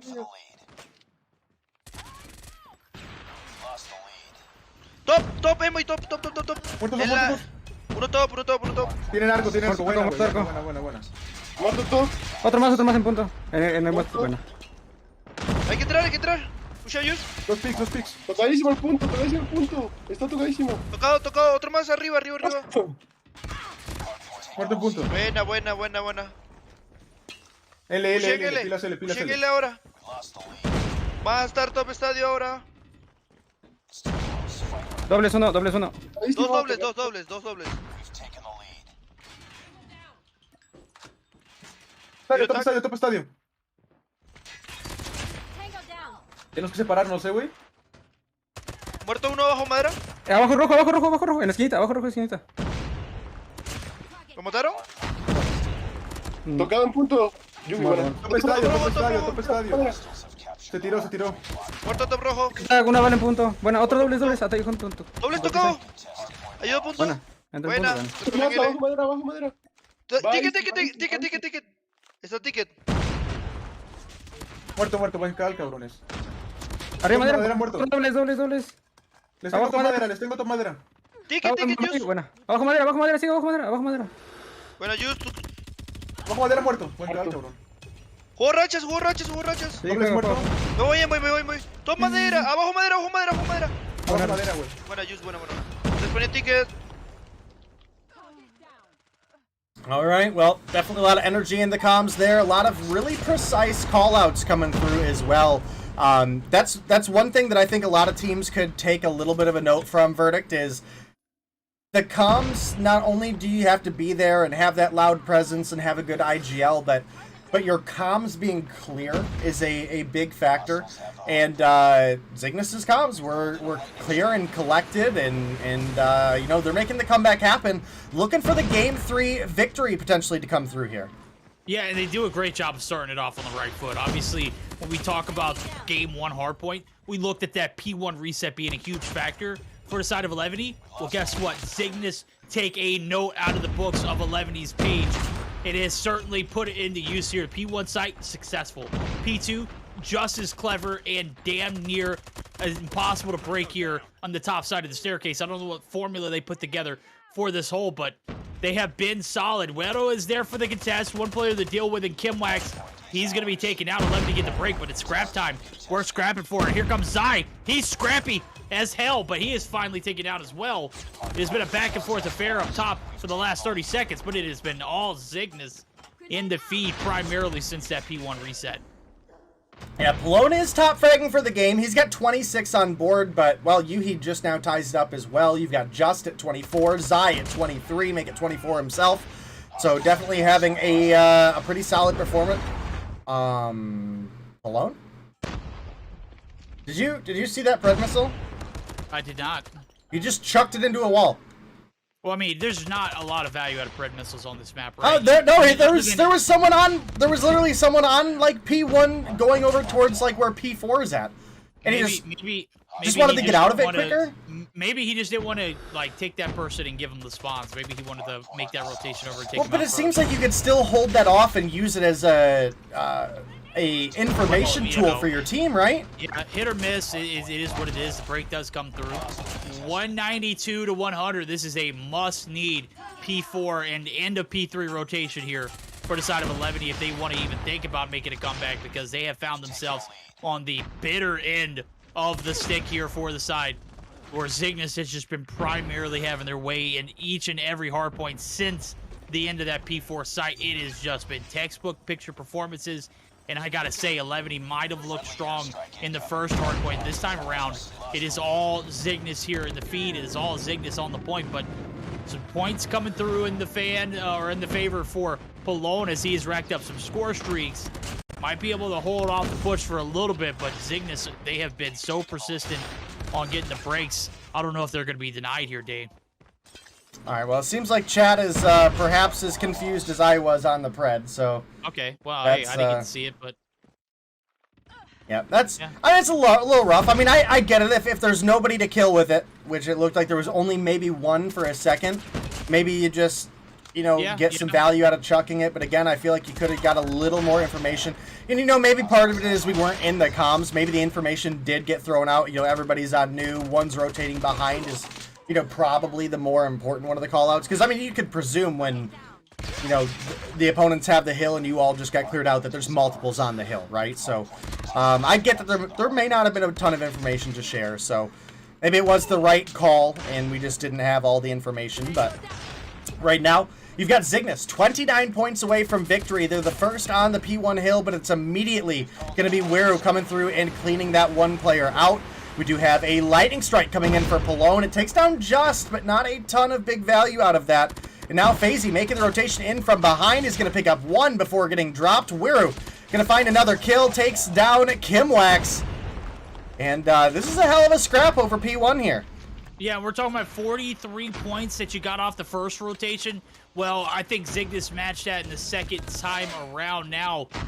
And it is 11 fighting for their life to stay alive here. Zy on the point. They're going to get some free ones off the rip. 11 nowhere in sight to contest. Zy holding it down for the squad. Zygnus buckling up for a Game 3 victory. The smoke comes through. Not going to fool Zy. 34th on board. Here comes the operators. They are looking for one last push. This P2 staircase is certainly where it is going to come to an end now, as you can see it. Zygnus 5 points away day. They have done the impossible here in the hard point. Big bodying the likes of 11 now, as nobody there for the side of 11 to get the contest. Wedo is Zy loses that one, but how much longer? 1 second. They need to 5-stack the hill, and there's no way that you can hold the top of the staircase for this amount of time. There goes Zy, the cheeky kill there. The point is held. That is it. 250 to 152. Zygnus. Big Game 3 victory for them. That was a big flex of dominance. You're talking about, why didn't we have Just all the way through the series? Come on. Just is just a demon, bro. I thought we were talking about, like, Envoy being, like, the stallion of the squad. Well, what the hell is Just? To be fair, a lot of times he is, okay? Like, a lot of times Envoy is just one of but the... Just, bro, he's hanging low, man. He's like, 46. God. Good night.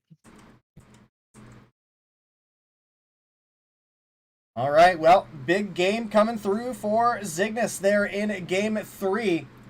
As you can see, 46 kills on the board for Just, 36 for Zy, 36 for Yuhi, Envoy with 29 of his own, Kimwax with 25. Look over at the opposition, and Palone was actually top frag for a while in that game. Ended up falling 10 short of Just, who fragged out so hard on those last couple of hills.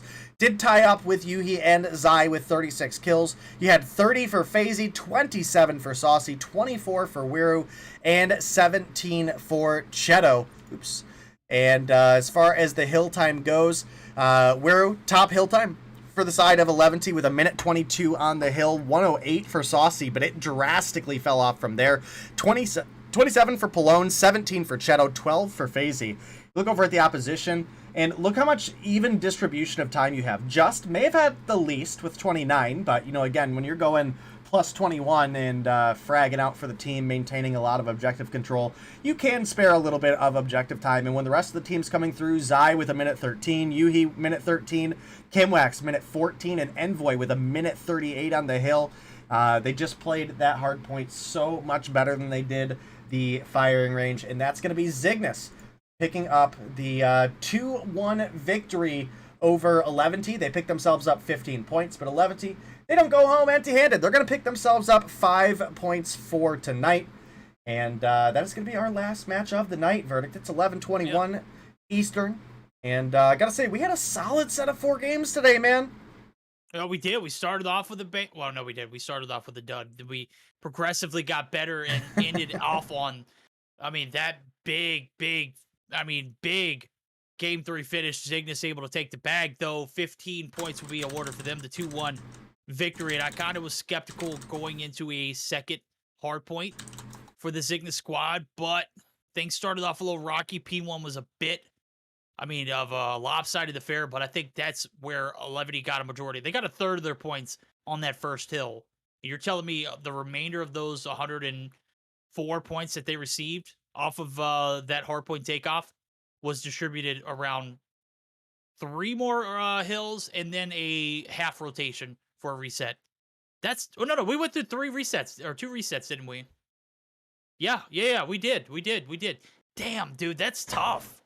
That is tough. 11, he started off strong, but fell straight on their face in that hardpoint takeoff afterwards. So big night, big ending, banger of a finish there for Zygnus, and 11, I mean, you can't be too upset with yourself. You put up some solid games. The search was close too. And you had Saucy who dropped 3 in that game.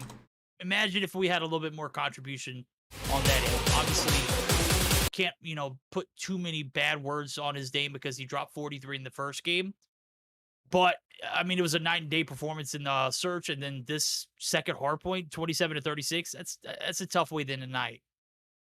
Yeah, it definitely is. And for anybody who joined us late, the results of the day are on the screen right now. You had Goofy Goobers come through with a 2-0 victory over the Vandals. Upper Echelon with a 2-1 victory over Explicit. That's definitely a matchup worth going back to watch, guys. DST versus Wicked Esports was a 2-1 victory or 2-0 victory for DST. And Zygnus obviously came through with the 2-1 victory over 11T, guys. And that rounds things out for tonight. Verdict, you got anything to say on the way out? You're chalked. All right, cool, fantastic. All right, well, Verdict's not allowed to talk anymore, guys. We have him muted on the stream. Thank you guys so much. Nope, they couldn't hear you. Sorry. Big shout out to the admin team who put in all the fantastic work behind the scenes. Unfortunately, a big shout out to that bot co-caster that I have. Thank you for coming through and putting on a good show here tonight. Big shout out for all the teams that came through and played, as well as all the players that came through with the massive raids. And of course, the biggest shout out does have to go out to you guys in chat, because if you guys weren't here showing up and supporting us week in, day out, then we wouldn't be able to put on these events for you guys. I mean, this is a big season for Mobile Mayhem NA. This is a $3,000 prize pool this season, and we're glad to be here for it. So we've got a quick word from COD Mobile on the way out, and we'll get you guys a raid rocking and rolling. Thank you everybody for coming by, and we will see you next time.